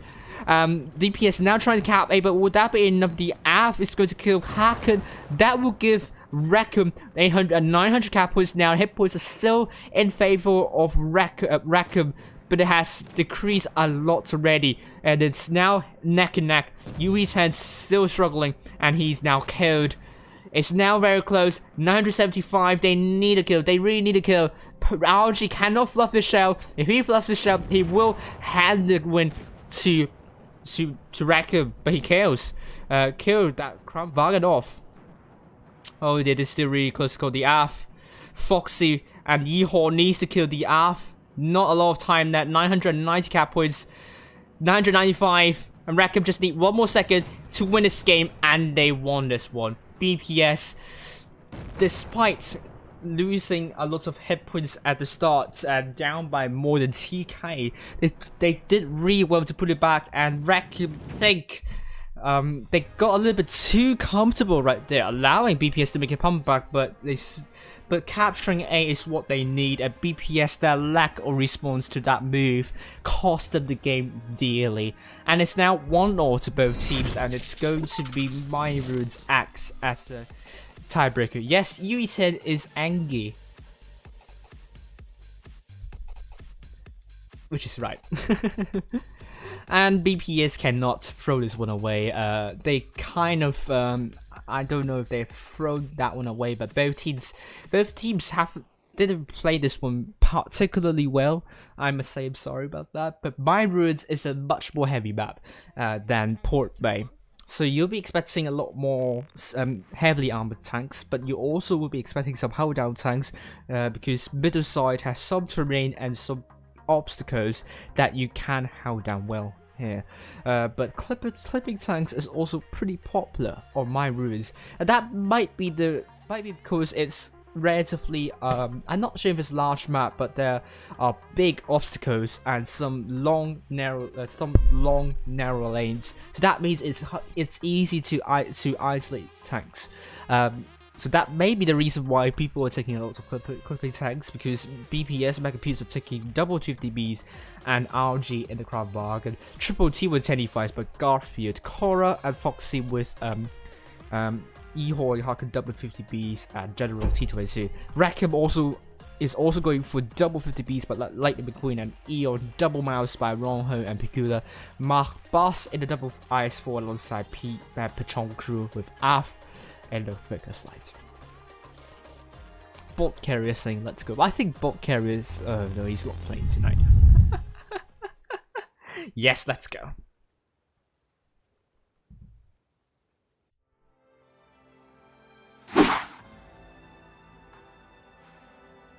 Here we are, Mayan Ruins Supremacy. Blue team, it's going to be BPS on and off spawn, red team self spawn.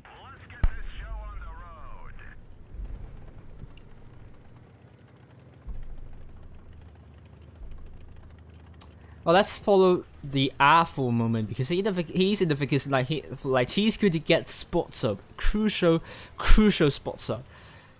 So the light bulb's going to go off in any second. But for some reason that rock in front of him is blocking some important information. Garfield spotted, Cora is spotted, but he has to spot up Foxy and RG. He's going to spot up Foxy. Oh, he needs to run away now. But he can run away. He has to do it now. General's there to get C, and that will give BPS the cap lead, and RG is advancing.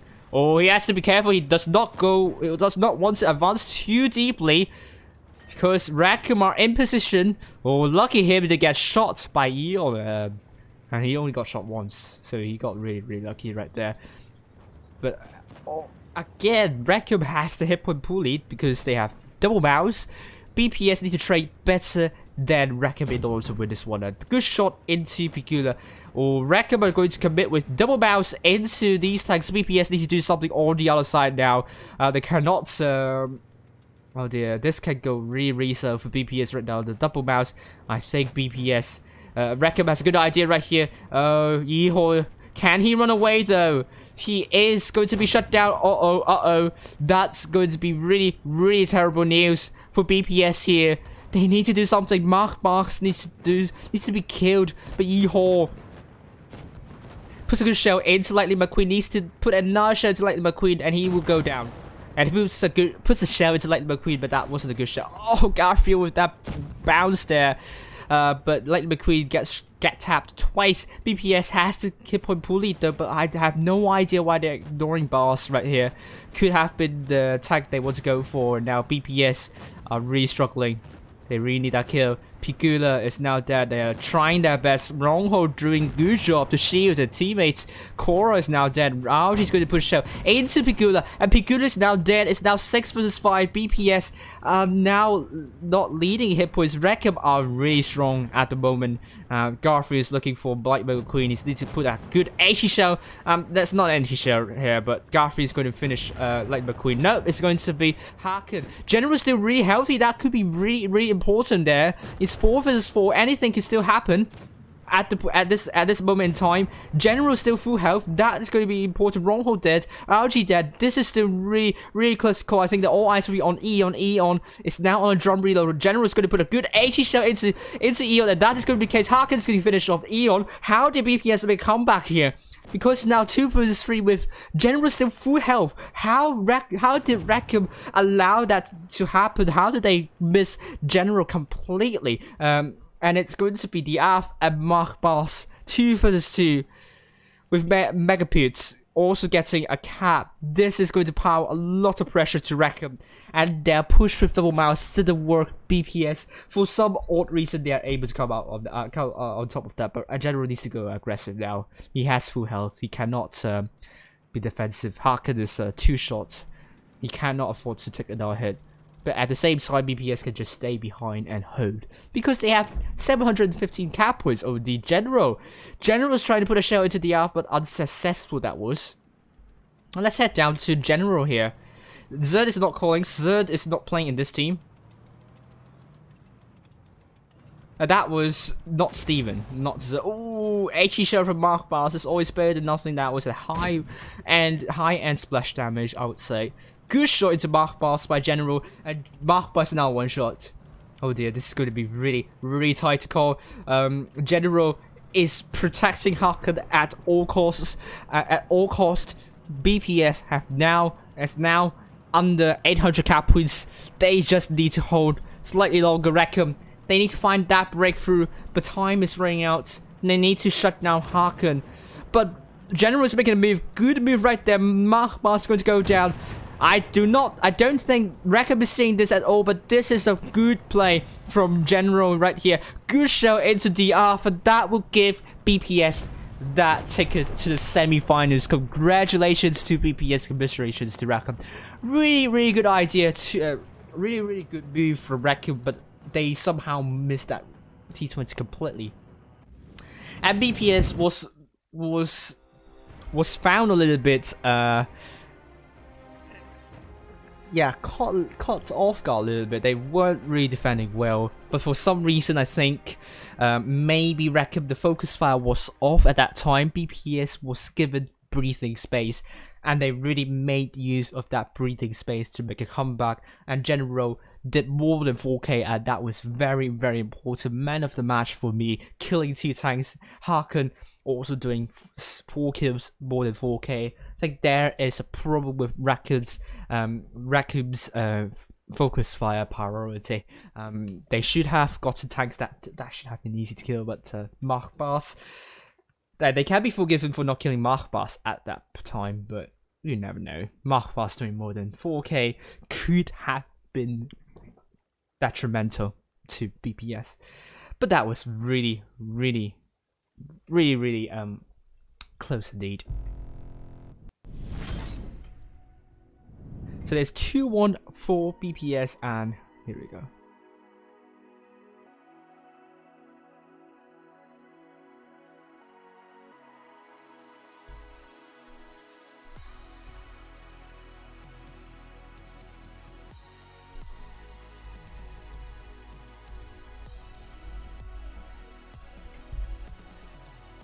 Okay, let's look at the results on other quarterfinals games.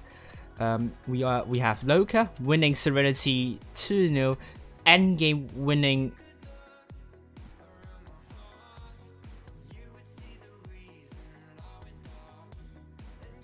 IW 2-0. and Sparta winning Retsi 2-0. Well, that was an upset right there. Sparta is really doing really well tonight, and they really deserve to be in the semi-finals. And endgame will be a hard match for them, but they can do it. Absolutely, they can. And at semi-finals we have Loka versus BPS, and endgame versus Sparta, and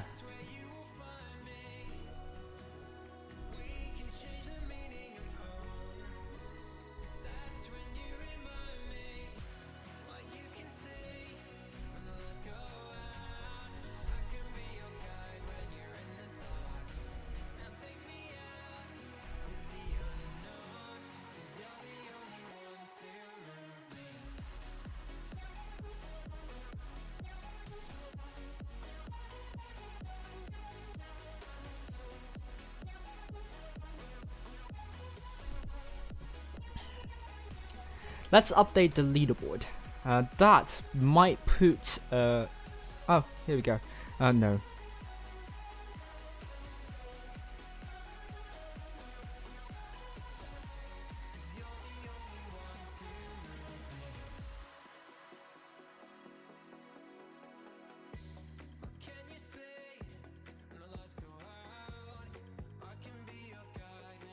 Okay, so the top 16, it will be. Okay, it will be Sparta now entering the top 16. Vale for the first time out of top 16, and Shadow is very close to dropping out of top 16 as well. It was so close. It was so close. I agree with you, Bob Carey. Could have gone either way. Oof! Didn't notice that. That could have been costly. I agree. Endgame in the second place, but they could potentially overtake Serenity if they are going to finish above for fourth place. Meanwhile, BPS is still edging into the top 8, but not quite. But I think Loka and BPS, either one of them will overtake IW and REK3M if they finish higher than the fourth place. So I mean, one of them will finish higher than fourth place. No one can finish. I mean, you can't have two teams finish at the fourth place at the same time. So, very soon we will have a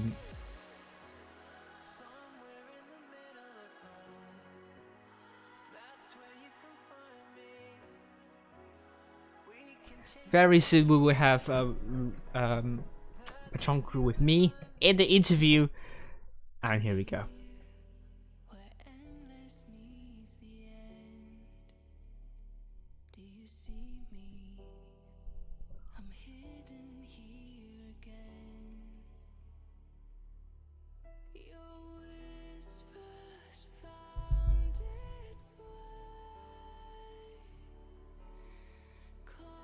Right, still waiting for that person to join. Hello. Hello, crew. How are you doing? Oh, I'm doing great, thank you. And you? I'm good as well. Yes. That was really close right there. I thought at one point you were going to win that one, but for some reason, RNG happened. But how do you think about not your with RNG? You know, I never consider myself a good player, and Right. if me and Pampigula are playing on touch in one team, that means it's pretty much two players with how would you call it? Big brain but low skill. Well, I mean, you guys been playing on the mobile phone. I mean, playing on your mobile device for quite a while. I mean, since Yeah, pretty much last how autumn, my but- first pro went. In Souls there was one place, and I just started. I just downloaded the game on my phone. I had some experience on PC, Right. and they put me in the team because they were missing one player, and I was just driving around in IS4 capping bases. But I got my first pro avatar from that. I see. Good enough. Right. So, aside, I mean, what do you think about your team's performance tonight? Let's keep it short. The interview.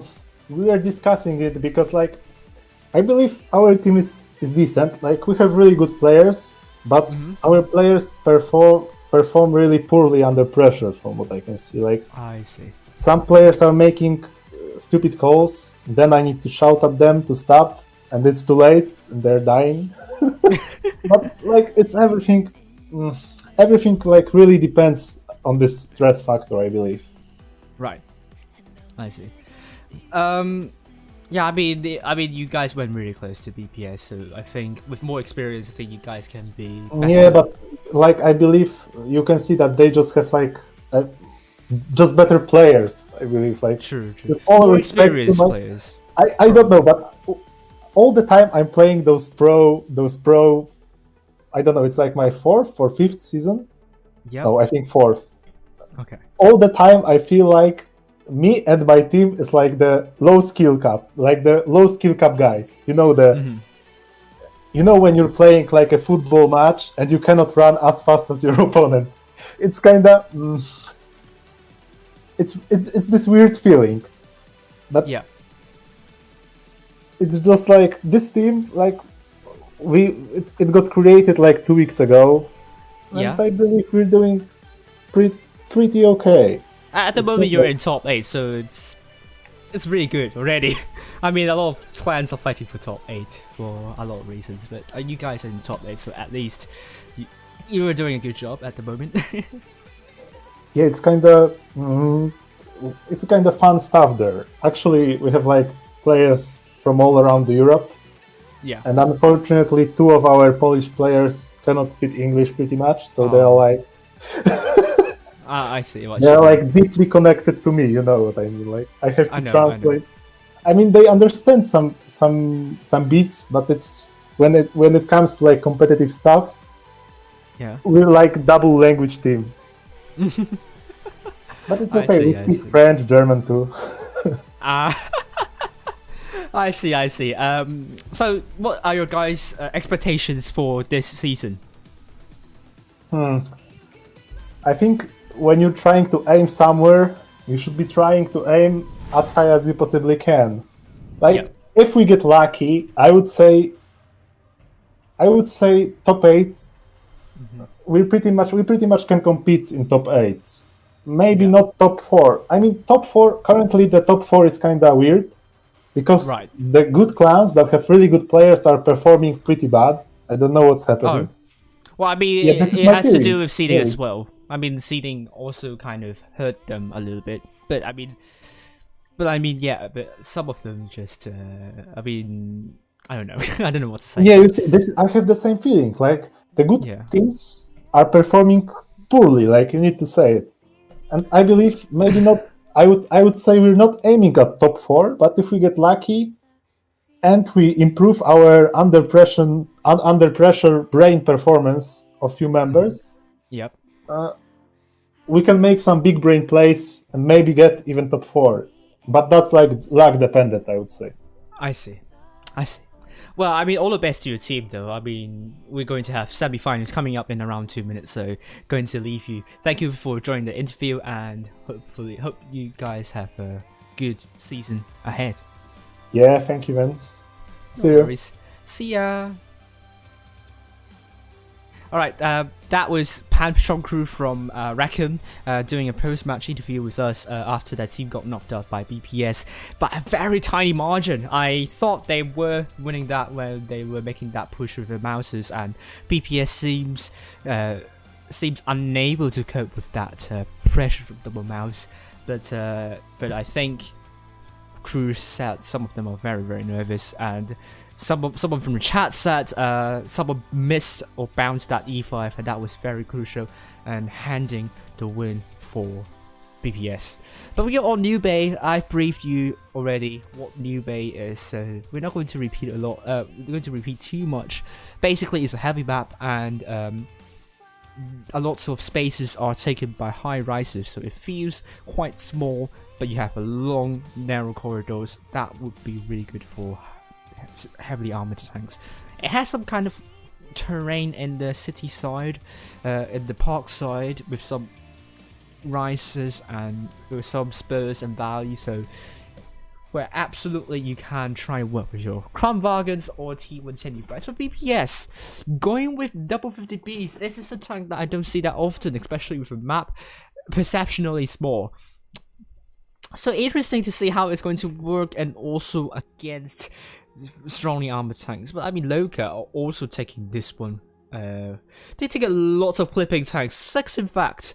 They are going to take double 50Bs by Foxtastic and Unif Bajaj, which is unisex, or I don't know. The Phoenix and the Kranwagen alongside Fantastic and Uter with someone from North in that mouse. And they are going to be on the red team. And my game crashed. Thank you very much, Wargaming. That's really nice of you. And Loka, red team, BPS, blue team. I'll load the game once again. I'm sorry for that.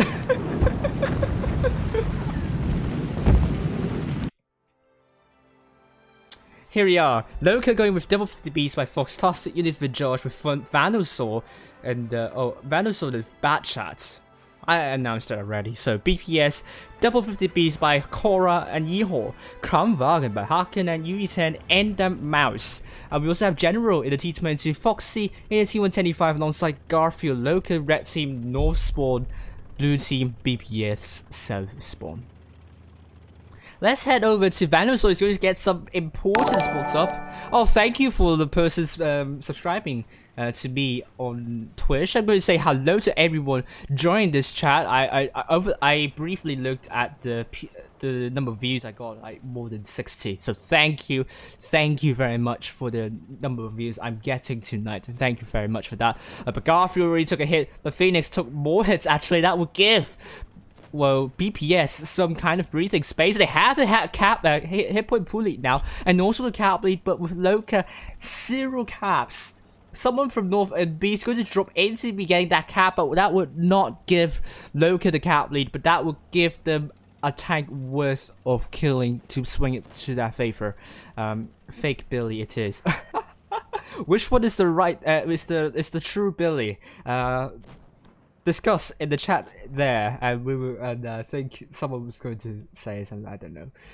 But look at BPS Korra in that 50B, attempting to push, but can't quite so. Oh, for Starsight, unable to connect that shell into Korra. BPS still with the hit point pool advantage, and I keep on crashing into the beating for God knows what reason.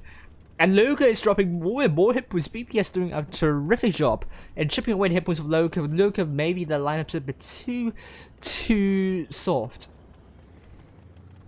And they're dropping even more hit points. They got both A and B now. That is going to give them the caps, but at the expense of hit points. And BPS just need to find and figure out the way to rotate with Garfield. Oh, BPS. They might drop a lot of hit points here, and the 50Bs are going to put another good shell. Oh, the Vindral's taking a hit, but Garfield's now dead. Venusaur, good shot there, and that would mean it's going to be 7 versus 6, but some of them is also really low. This is still really close to call. General's going into A, that's going to be an important call, but Loka is going to power pressure onto BPS right now. Hit points are still with BPS, and BPS can do absolutely tremendously here, and hello, Yarrow. How are you doing? And General is going to get A. And this is still really close. Called tense games here. The hit was still with BPS here. Foxtastic crossing. And he's going to get punished by Korra. Good shot into Foxtastic with Yeehaw is going to put a nudge on. What is Foxtastic doing right there? I have no idea. He's dropping a lot of hit points for nothing. And it's now BPS with more than 5k hit points and more than 4k actually. And UE10 in that mouse full health. Which tag is he going to eat? I have no idea. Haken and Foxy. Haken is leading the charge. BPS with 6 tags still, but look at the hit point push sharing from Loka. It's really good indeed. And don't underestimate hit point push sharing here. You know what happened to GV when they did that against I don't know which client it was, and they, although they were down by more than 3k, they won that game in the end. Because they have more effective DPM. Same thing could happen to Loka right here. Fox is now 1 shot. I have a bad feeling about BPS. They are really doing well. But General is going to do something about Venusaur. BPS need to kill tanks. Fox is now dead. And it's going to be killed by General. But General is also low. Univijar is going to put some good shells into General. It's now one shot. Univijar only has one more shell in his clip. Oh no, General is going to go down. Oh, that was not a shot that General would be happy about. But BPS still has a lot of hit points with the Phoenix now down. UE10 still relatively healthy in that mouse. Picora is ignoring B because they got 2 caps. Why would you want to go for another cap when you can just simply shut down the tanks? They got Fantastic as well, which is also known as Ventium, and UE10 is going to go down, and U10, Univin Josh struggling to hold. They got A as well, but would that be enough? U10, let's head down. Oh, U10 is now dead, killed by UE10. But Univin Josh kills off Korra. That was important indeed. But look at Ehol is plowing straight through. They're looking at Univin Josh. Univin Josh is showing his back armor. It's going to show his backside to Ehol, handing BPS the first win. Congratulations to BPS right there. Good game that was, and Levica simply, I think the lineup's a bit too soft, and BPS, they have more armor with those mouse and T125. It's a good job, and Levica might want to change something from that, and someone from North also received a lot of shots here. So great job. Hello to Bella as well. Thank you for joining in and supporting your team as always, and it's going to be 1-0 for BPS, and well done to them.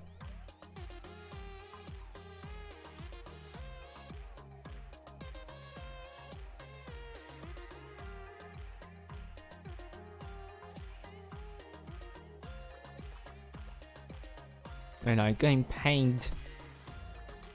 I don't know why I'm getting pained on the Wargaming server.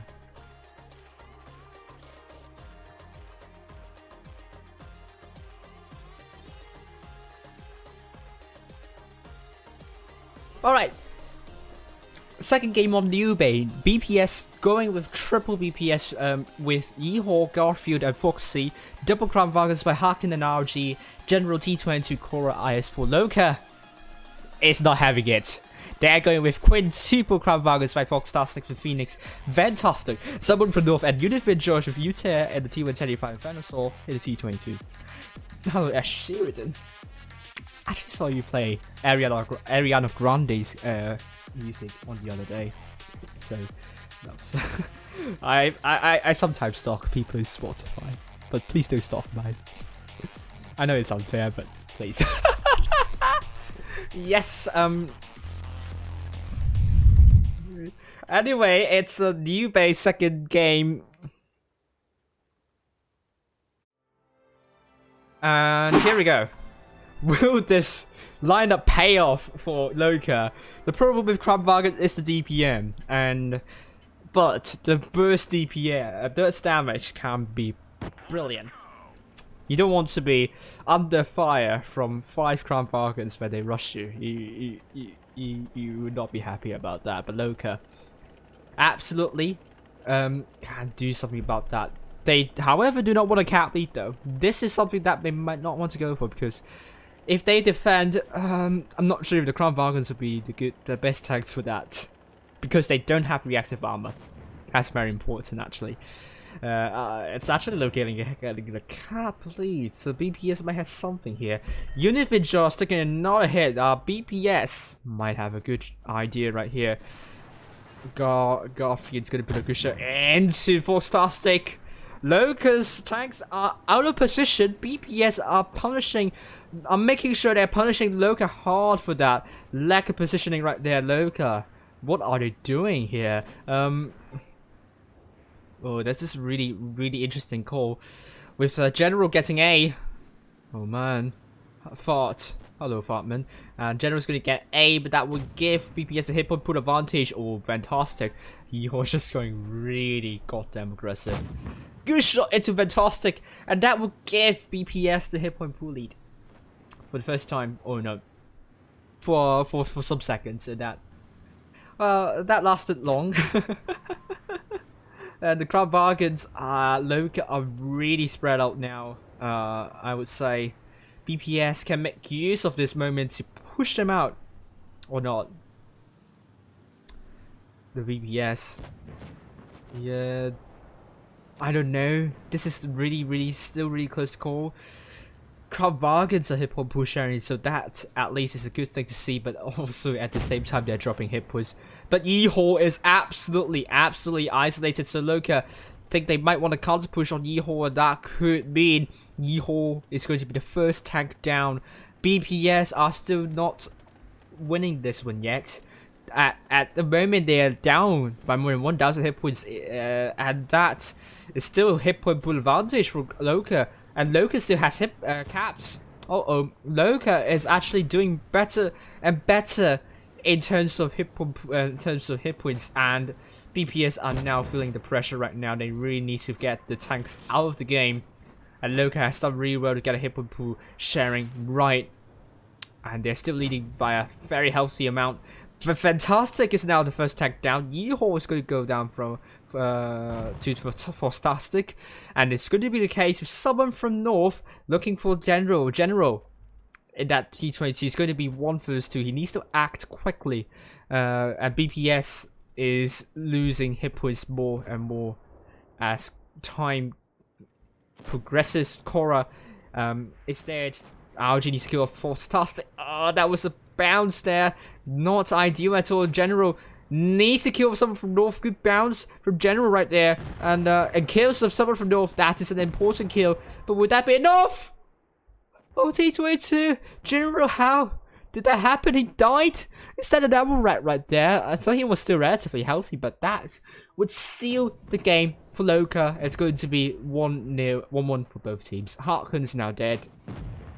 With Garfield now dead, Loka making sure that the quadruple team Crown Bargains are working in their favor. BPS, I think they was very spread out and isolated. They couldn't focus down the tanks well, and that gave Loka an important win right there. I was doubting whether quadruple Crown Bargains is going to work, but it worked for Loka. And boy, 5 tanks to Monstercat with BPS, only 4 tanks. Great job to Loka. I don't know what happened to General. God bless him, right there. Hello, Amir Han. How are you doing?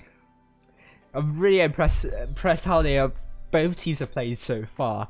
Oasis Palms is a totally different story because it's a much more open map and is perceptionally large as well. Not a lot of buildings, so you can roam around a lot in this map. So quite a big contrast. Oasis Palms, you will be expecting a lot more mobility and a lot more mobile tanks and held down heavies. Not a lot of heavily armored tanks, however, but BPS are going to do triple IS4s. Let's see if it's going to work, but this is going to be really hard to work with. On the other hand, Loka is going with triple Crown Bargains by the Phoenix, someone from North, and Unif Min Josh. Double team with Teddyfies by Foxtastic and Fantastic with Ute. In the FE2 and 5e Vandal Sword and Vickers Light. Someone from North might be changing, but Loka is going for a more typical lineup, as I would expect. But both teams not taking a lot of heavies and mediums and lights. So this is quite interesting because usually you'll be seeing 2 of that. RG Tickler Gorilla does not have good camo, but has good DPM and has the consumables and the provision to absorb some HE damage. Hello Ruse, how are you doing? Hello Yasom, how are you doing? And we have General in that T22, Korra in the ice alongside Yeehaw and Foxy, T135, Garfield Haka, double Crown Bargains. Chipotle saying Poggers. And you don't know what tank I'm taking there. I think that's a glitch right there.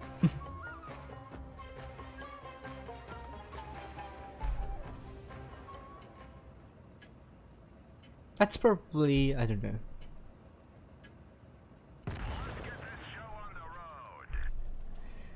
Okay, so BPS blue team south spawn Loka red team, no spawn.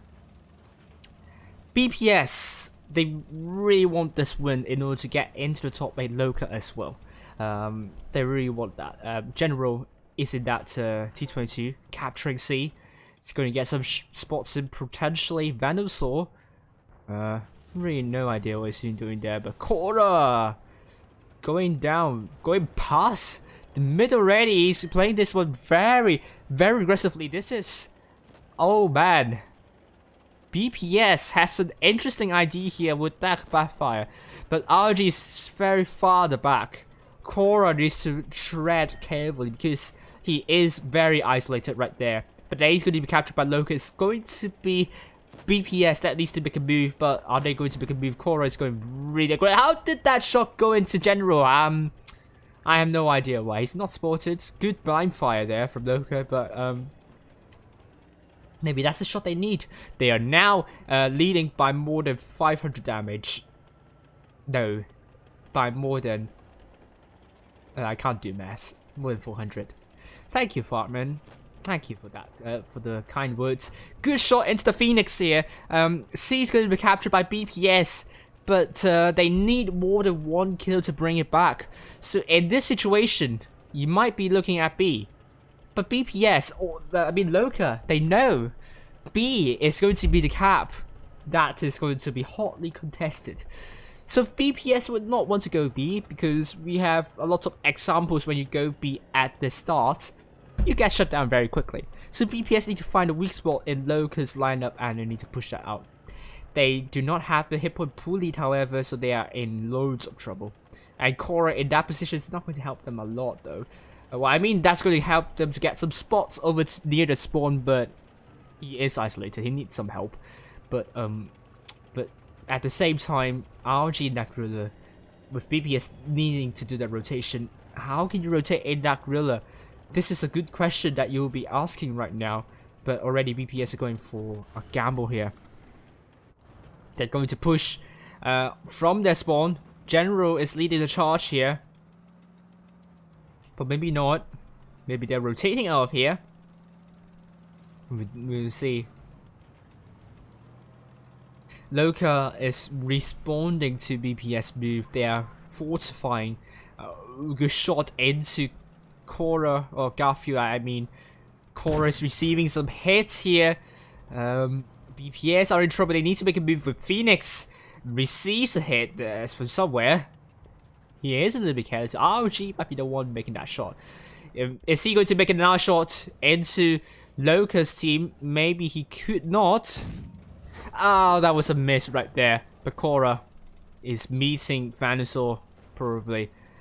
And Raccoon. And that Kramwagen. Oh, is receiving an HE splash here. Loka still hanging on. But BPS is not far behind in hit points, but they are far behind in caps. Korra absolutely cannot go into B. Maybe Venusaur will force Korra to go into B, and that is a good play from Loka at the moment. But both Phoenix and Fantastic also dropping hit points. BPS is still not leading hit points. They're bleeding. They're down by more than 1k, and that is due to Korra out of position. Loka are really controlling this tempo well. Korra is the first tank down, which means Loka is now on 800 cap points. Venusaur is capturing C as well. Well done to Venusaur. Good play. Really trapped BPS forces here. BPS have nothing to. They can't do much about here. They have to make a gamble right now. And Loka is leading by more than 4k. No, 3k, 2k. BPS are struggling. They're trying to cap A as well, but would that be enough?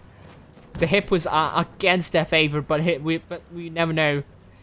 We're seeing some action happening over A side. Raccoon is going to be a focus for Loka. They need that shot. Algi's has rotated, but that reactive armor absorbed a ton of damage. Eho is going to look at unit with Josh. General is also dead, which is going to mean Loka's winning that with that kill on Eho. 1,000 cap points. Well done to Loka.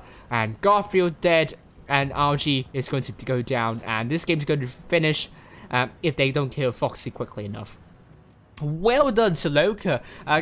Great job in getting the cap at the start. That is what matters the most. and that means BPS has to rotate with that ruler. Although he did more than 3k, but he was forced to rotate, and that was not the thing that was not supposed to be part of the game plan of BPS. I must say, Loka, well done to you guys, and I must say Venusaur did an absolute tremendous job in that Vickers Light, and had he not done that to shut down that Ice Ball, which is Korra, Loka would not have been very comfortable in defending that lead. Well done to Loka, and they are through to the finals, and who are they going to face next? We'll find out soon, and BPS, they will be playing in a match for 3rd place.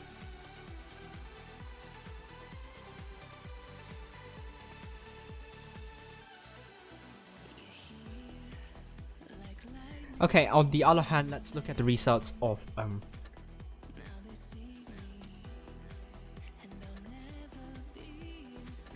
Endgame versus versus Sparta. 2-0 for Endgame, and they are through to the finals. Hello, Rob. How are you doing? Robbie, I mean. Fantastic, good viewership tonight. Thank you very much for that. And it's going to be Loka versus Endgame in the finals, and Loka really needed that win because finishing first would put them further in the top 8. But BPS would want to finish higher than 4th place because they really want to get into the top 8 as well. But Endgame, that is important. And that means Loka is now in the 4th position with 17,057 cops. Endgame leapfrogging Serenity to secure the 1st place with 19,512 points. Sparta, on the other hand, will still will still be in the 14th position, and BPS still looking to break through the top 8. And that win against Sparta will be what they need, because that will give them around 300 cops, and that will put them above Raccoon into the 7th position, and that is going to be very important for BPS. And Raid would really want to get back into the top 8. Thank you very much, Fartman, for that.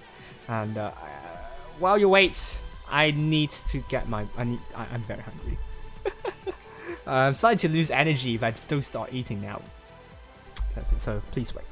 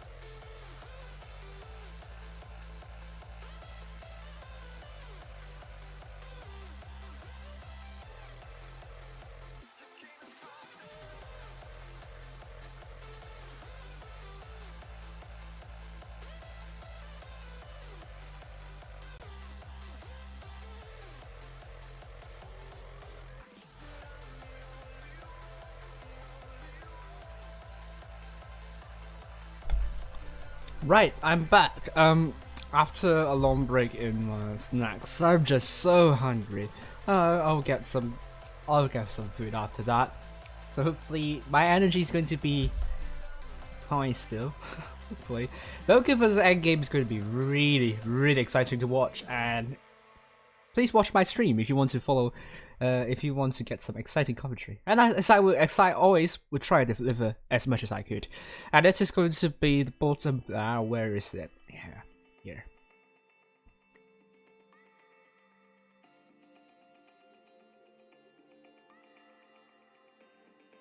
The room should be up any moment. Here we go.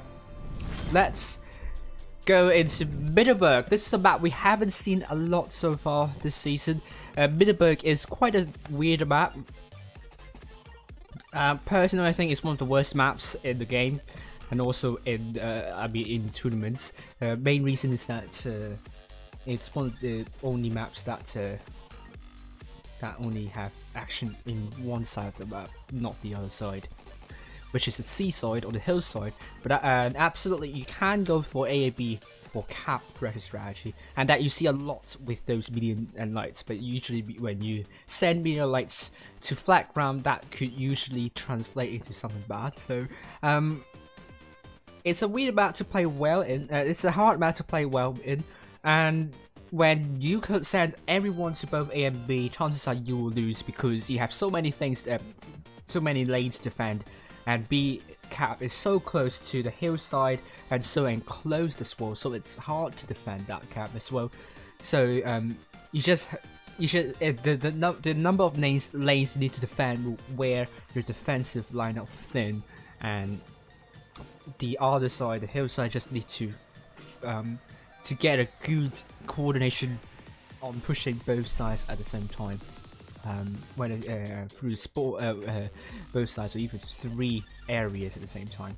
Thank you, Bella, for £10. Thank you for your generous support as always.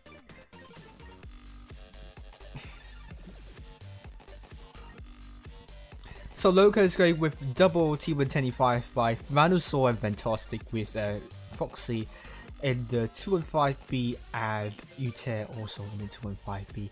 Double Crown Bargain by the Phoenix and You've Been George with someone from North in the IS4. Endgame is going with Radicosa, Ronka, Object 3 and Chocolate in the quadruple T125s. Double Crown Bargains by Toby and Winchelade with Orca in the T22.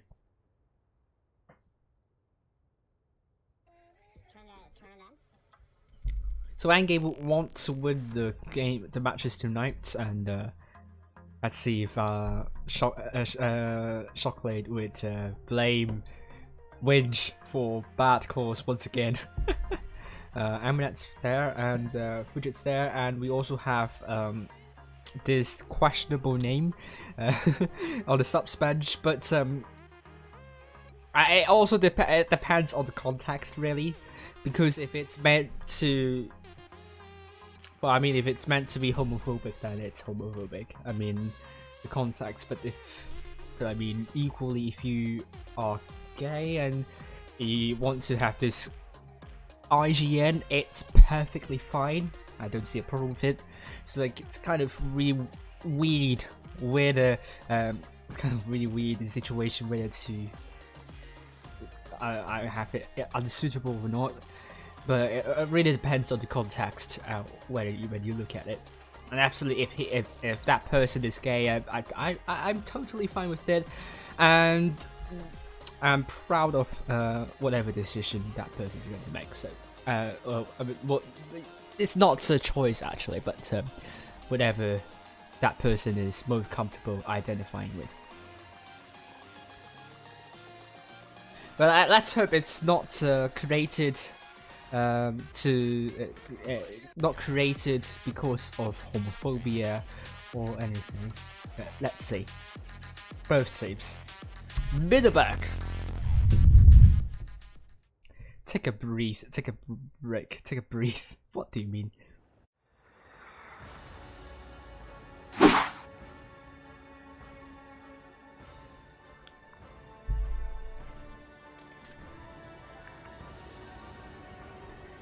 Foxy with loads of love, and that's LOL in short form. Hello Roman, Oil Romkis. both teams are really polite tonight, so that's always a good thing. Extra cups for both teams, please. And Endgame. Oh, really strange. Endgame just pushing everyone into both A and B, and this is something that would trigger me a lot, I would say. But someone from North, he doesn't know what is happening, what is going to happen. He's going to get rushed by 3 tanks. The triple T175s are really furious. And someone from North, he only got 1 shot. That Endgame's rush at the start didn't quite work out. But at the same time, Unifin Josh took some hits there. It's actually Endgame. Well, no. Loka with a hit point pool lead at the start, despite, well, I mean, both teams trading somewhat equally, so you can't say much. But T175s, despite the initial aggression, it fizzled out in the end. So Endgame are forced to hold right now. I'm not sure if they have good positions to hold. I think that was not part of the game plan. They didn't expect Loka to make a rotation very quickly, and I think now Orca's in deep trouble. Good shot into Orca. Someone from North is pushing in. I think Loka is trying to wrap this game up. Orca is now 1 shot. I think someone from North is going to put a good shot into Orca, and it's going to be the case. Someone from North is going to kill Orca. Good shot there. Ute kills off Chocolate is still really close to kill, but Annie lost 2 tanks already. With Object 3 also dead, Loka is really looking to win this one. Great job to Loka at the moment. 7 tanks still left standing for Loka, and Ute is going to put a good shot to Radicos, and that's going to be the case. Ronka dropping the reactive arm. Would that help? That would help Romka at the end. I don't think so. Fantastic is going to put that shell, and he kills off Romka with Radicoso now 1 shot. Unifin Judge going to land the shell. It's not going to be Unifin Judge, it's going to be the Phoenix landing that shell. Vandal is dead, which is the first kill for Endgame here. And there are only 2 tanks left standing for Endgame. They got C, and B is going to be captured by Loka, and that will give Loka a substantial cap lead. But don't be scared about Loka, because they have a lot more tanks, and Endgame just can't coordinate a 2 or even 3 flank push. It's simply impossible. And that means that one of the tanks will be isolated, and Loka can deal with them really easily. Both of them just doing as many damage as they can, frustrate Loka.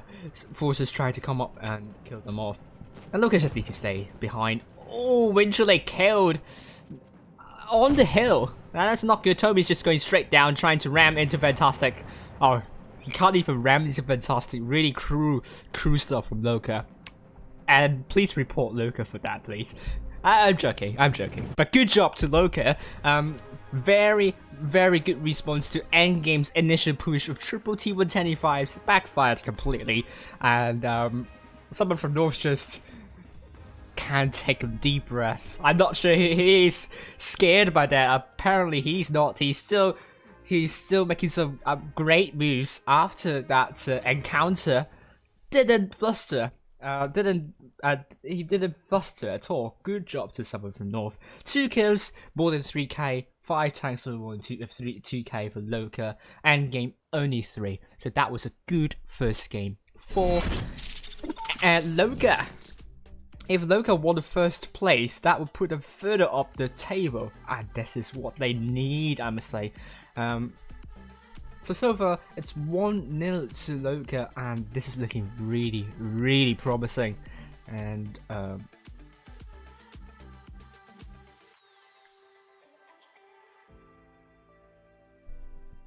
Loka, Foxtastic in the FE215 below side. Ute is not a tank that is commonly seen in tournaments, let alone 2 of them. Good thing about 215B is the DPM and accuracy. The gun is really good, but the long hull, the long chassis, can be a big problem, especially when the turret is mounted near the rear. So that means when you're trying to align your tank horizontally, and if you want to do peekaboo, you might be exposing your hull completely, and that is not what you want, and that can be really hard to operate. Sometimes you need to do some magic with your reverse movement, and Phoenix is taking the Crown Wagon as well as the Unified George. Vanosaur, fantastic, and Summer from North in triple T125. Loka red team, and we also have Endgame. Triple T125 by Shockley, Romka, Object 3, double Crown Vargas by Radakoso and Toby Orca, T22 Rinchulate, IS4, Endgame, Pragmatic, South Spawn. Loka, red team, North Spawn. Loka is, are they doing the same thing as Endgame last game? If that is the case, and they did much better than Endgame, that is kind of humiliating, I must say. But that they are not going to. They're probably doing that actually. Let's head down to someone from North. Actually, he's dropping the speed boost, and Chocolate would not be happy of what he's going to encounter next. Oh, bounce right there, but the Crown Vargas have the full clip right there, dropping the reactive armor at the right time. Someone from North is going to put a good shell into Chocolate. Chocolate is really is now down to one shot. Endgame. Oh, they were not coping.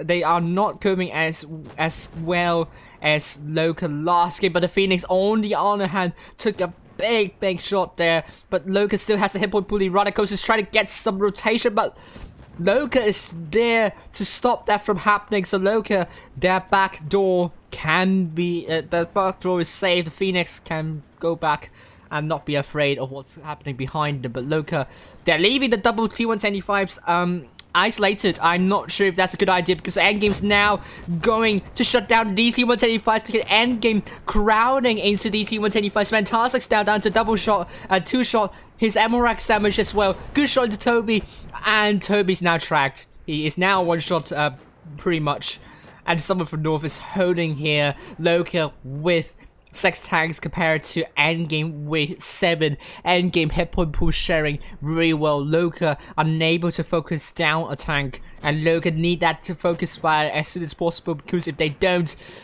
God knows what happens with those effective DPM that Endgame possesses, because Endgame is trying to shut down a tank. Someone from North is now one shot. Radical so kills off someone from North.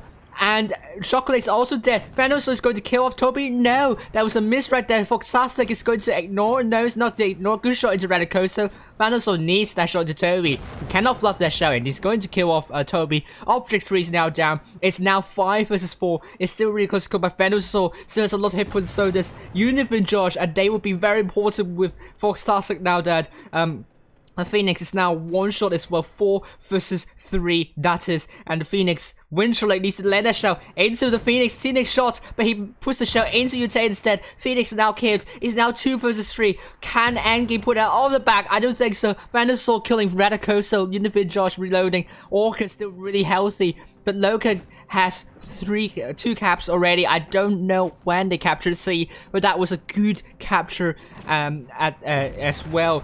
Good shot into Orca, and Unified Josh kills off Orca. Loka got 3 caps, and it's over for that game. Winchellate, last man standing. Loka will be getting the 3rd previous Q tournament, and they will be shooting their position up the table. Winchellate is killed. Good job from Loka, and that goes on to show Loka truly deserves to be in the top 8. And here we go. Loka, 4 tanks doing more than 2k with Endgame. 4 tanks doing more than 2k as well. So, well done. Well done to Loka. Really good job. And Endgame just didn't respond to that really well. It was far from how someone from North responded, where Endgame tried to push onto someone from North. And Endgame Chocolate just received a ton of hits while trying, while Loka is making that move, and Loka made Endgame play, and that was quite humiliating as well, because Endgame was doing something similar to Loka or the North Spawn, and Endgame kind of lost it quite convincingly to Loka. Loka won this one also convincingly, and Loka really taught Endgame an invaluable lesson right here. So well done to Loka, and that means 2-0 for Loka. And how about the result for BPS Megapute versus Sparta? And it's going to be, oh, they're still playing. It seems it has gone into a tiebreaker. Their matches haven't finished yet. This is going to be really interesting. Every's still streaming that, so if you're still watching, I don't know, I'm going to head over and watch. So I'm going to mute myself for now. So I mean, I can't because, you know,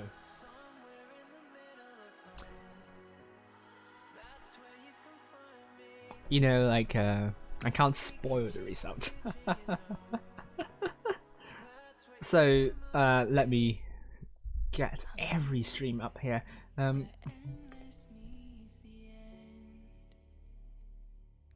just going to mute my desktop so that you won't hear anything behind it. Oh god.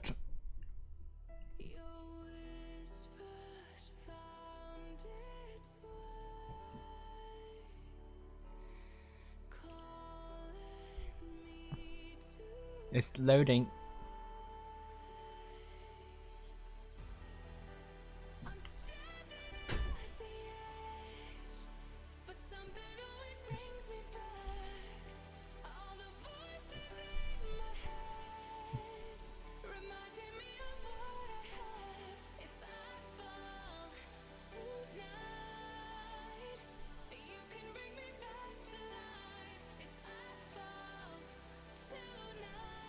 Oh dear.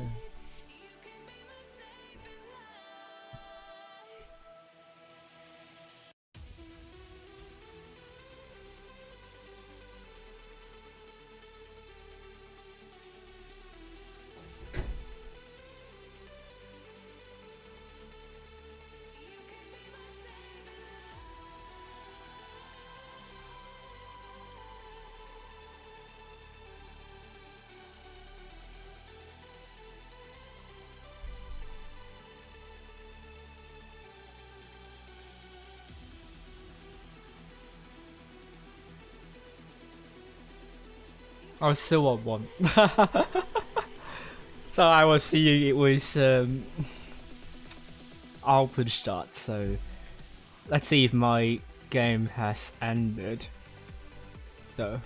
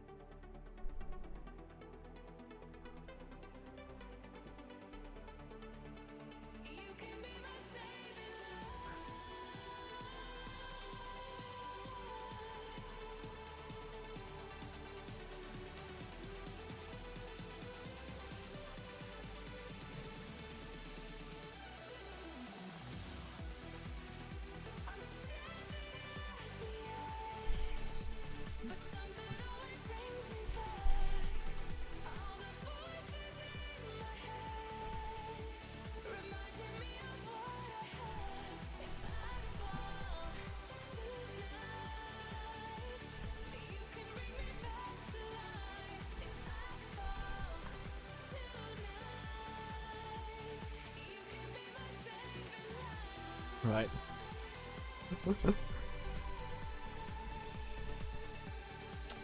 Sending my viewers.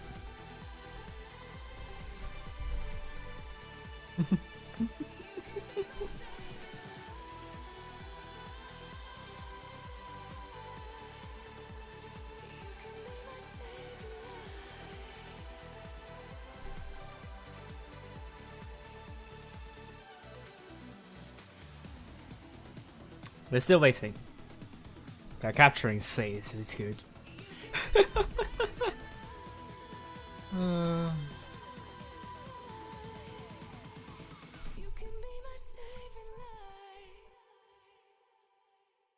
Incoming commentary from Jack in the stream chat. Love Pop Carry. You don't say.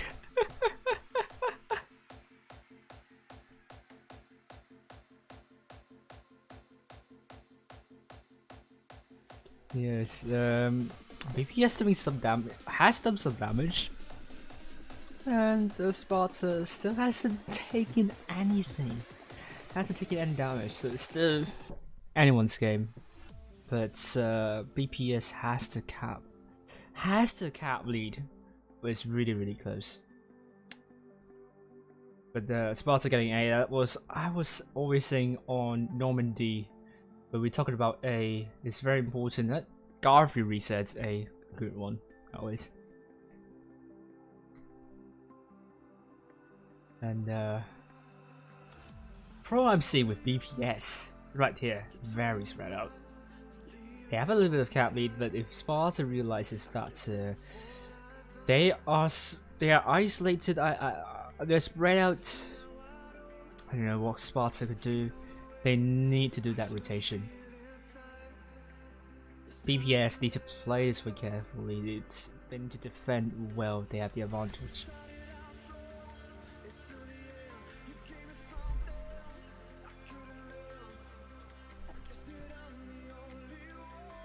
Oh, BPS can push.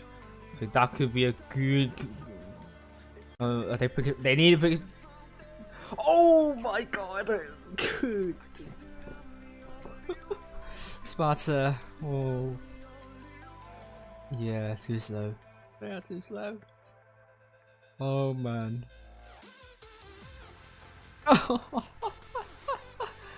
Oh. It's going to be BPS, I think. Great, 2-1 for BPS.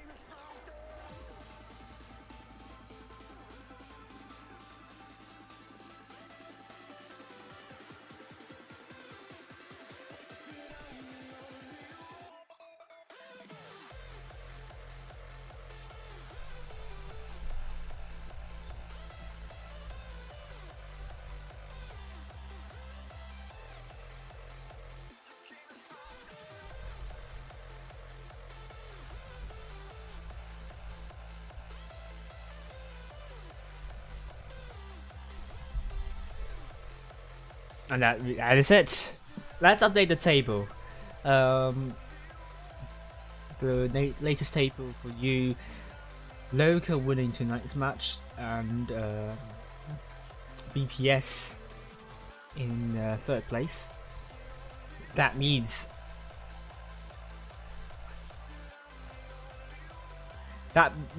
it's going to be BPS in the seventh place. Endgame will be in the first place, but Loka is now in the third place. Well done to Loka. Brilliant performance tonight. And it's by no means a Grand Slam. No one has done a Grand Slam so far on both servers, both Asia and EU. So well done to.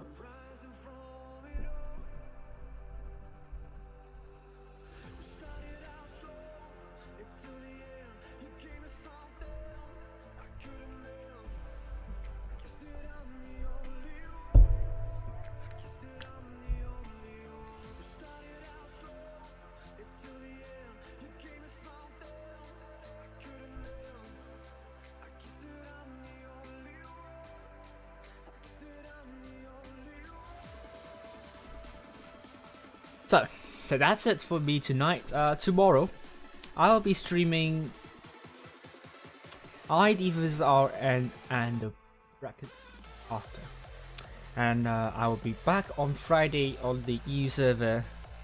And I think all eyes will be on raid, and will be on raid right now. And also Veil, whether they could get back into the top 16. And they do not want to have another upset like they did against Raccoon.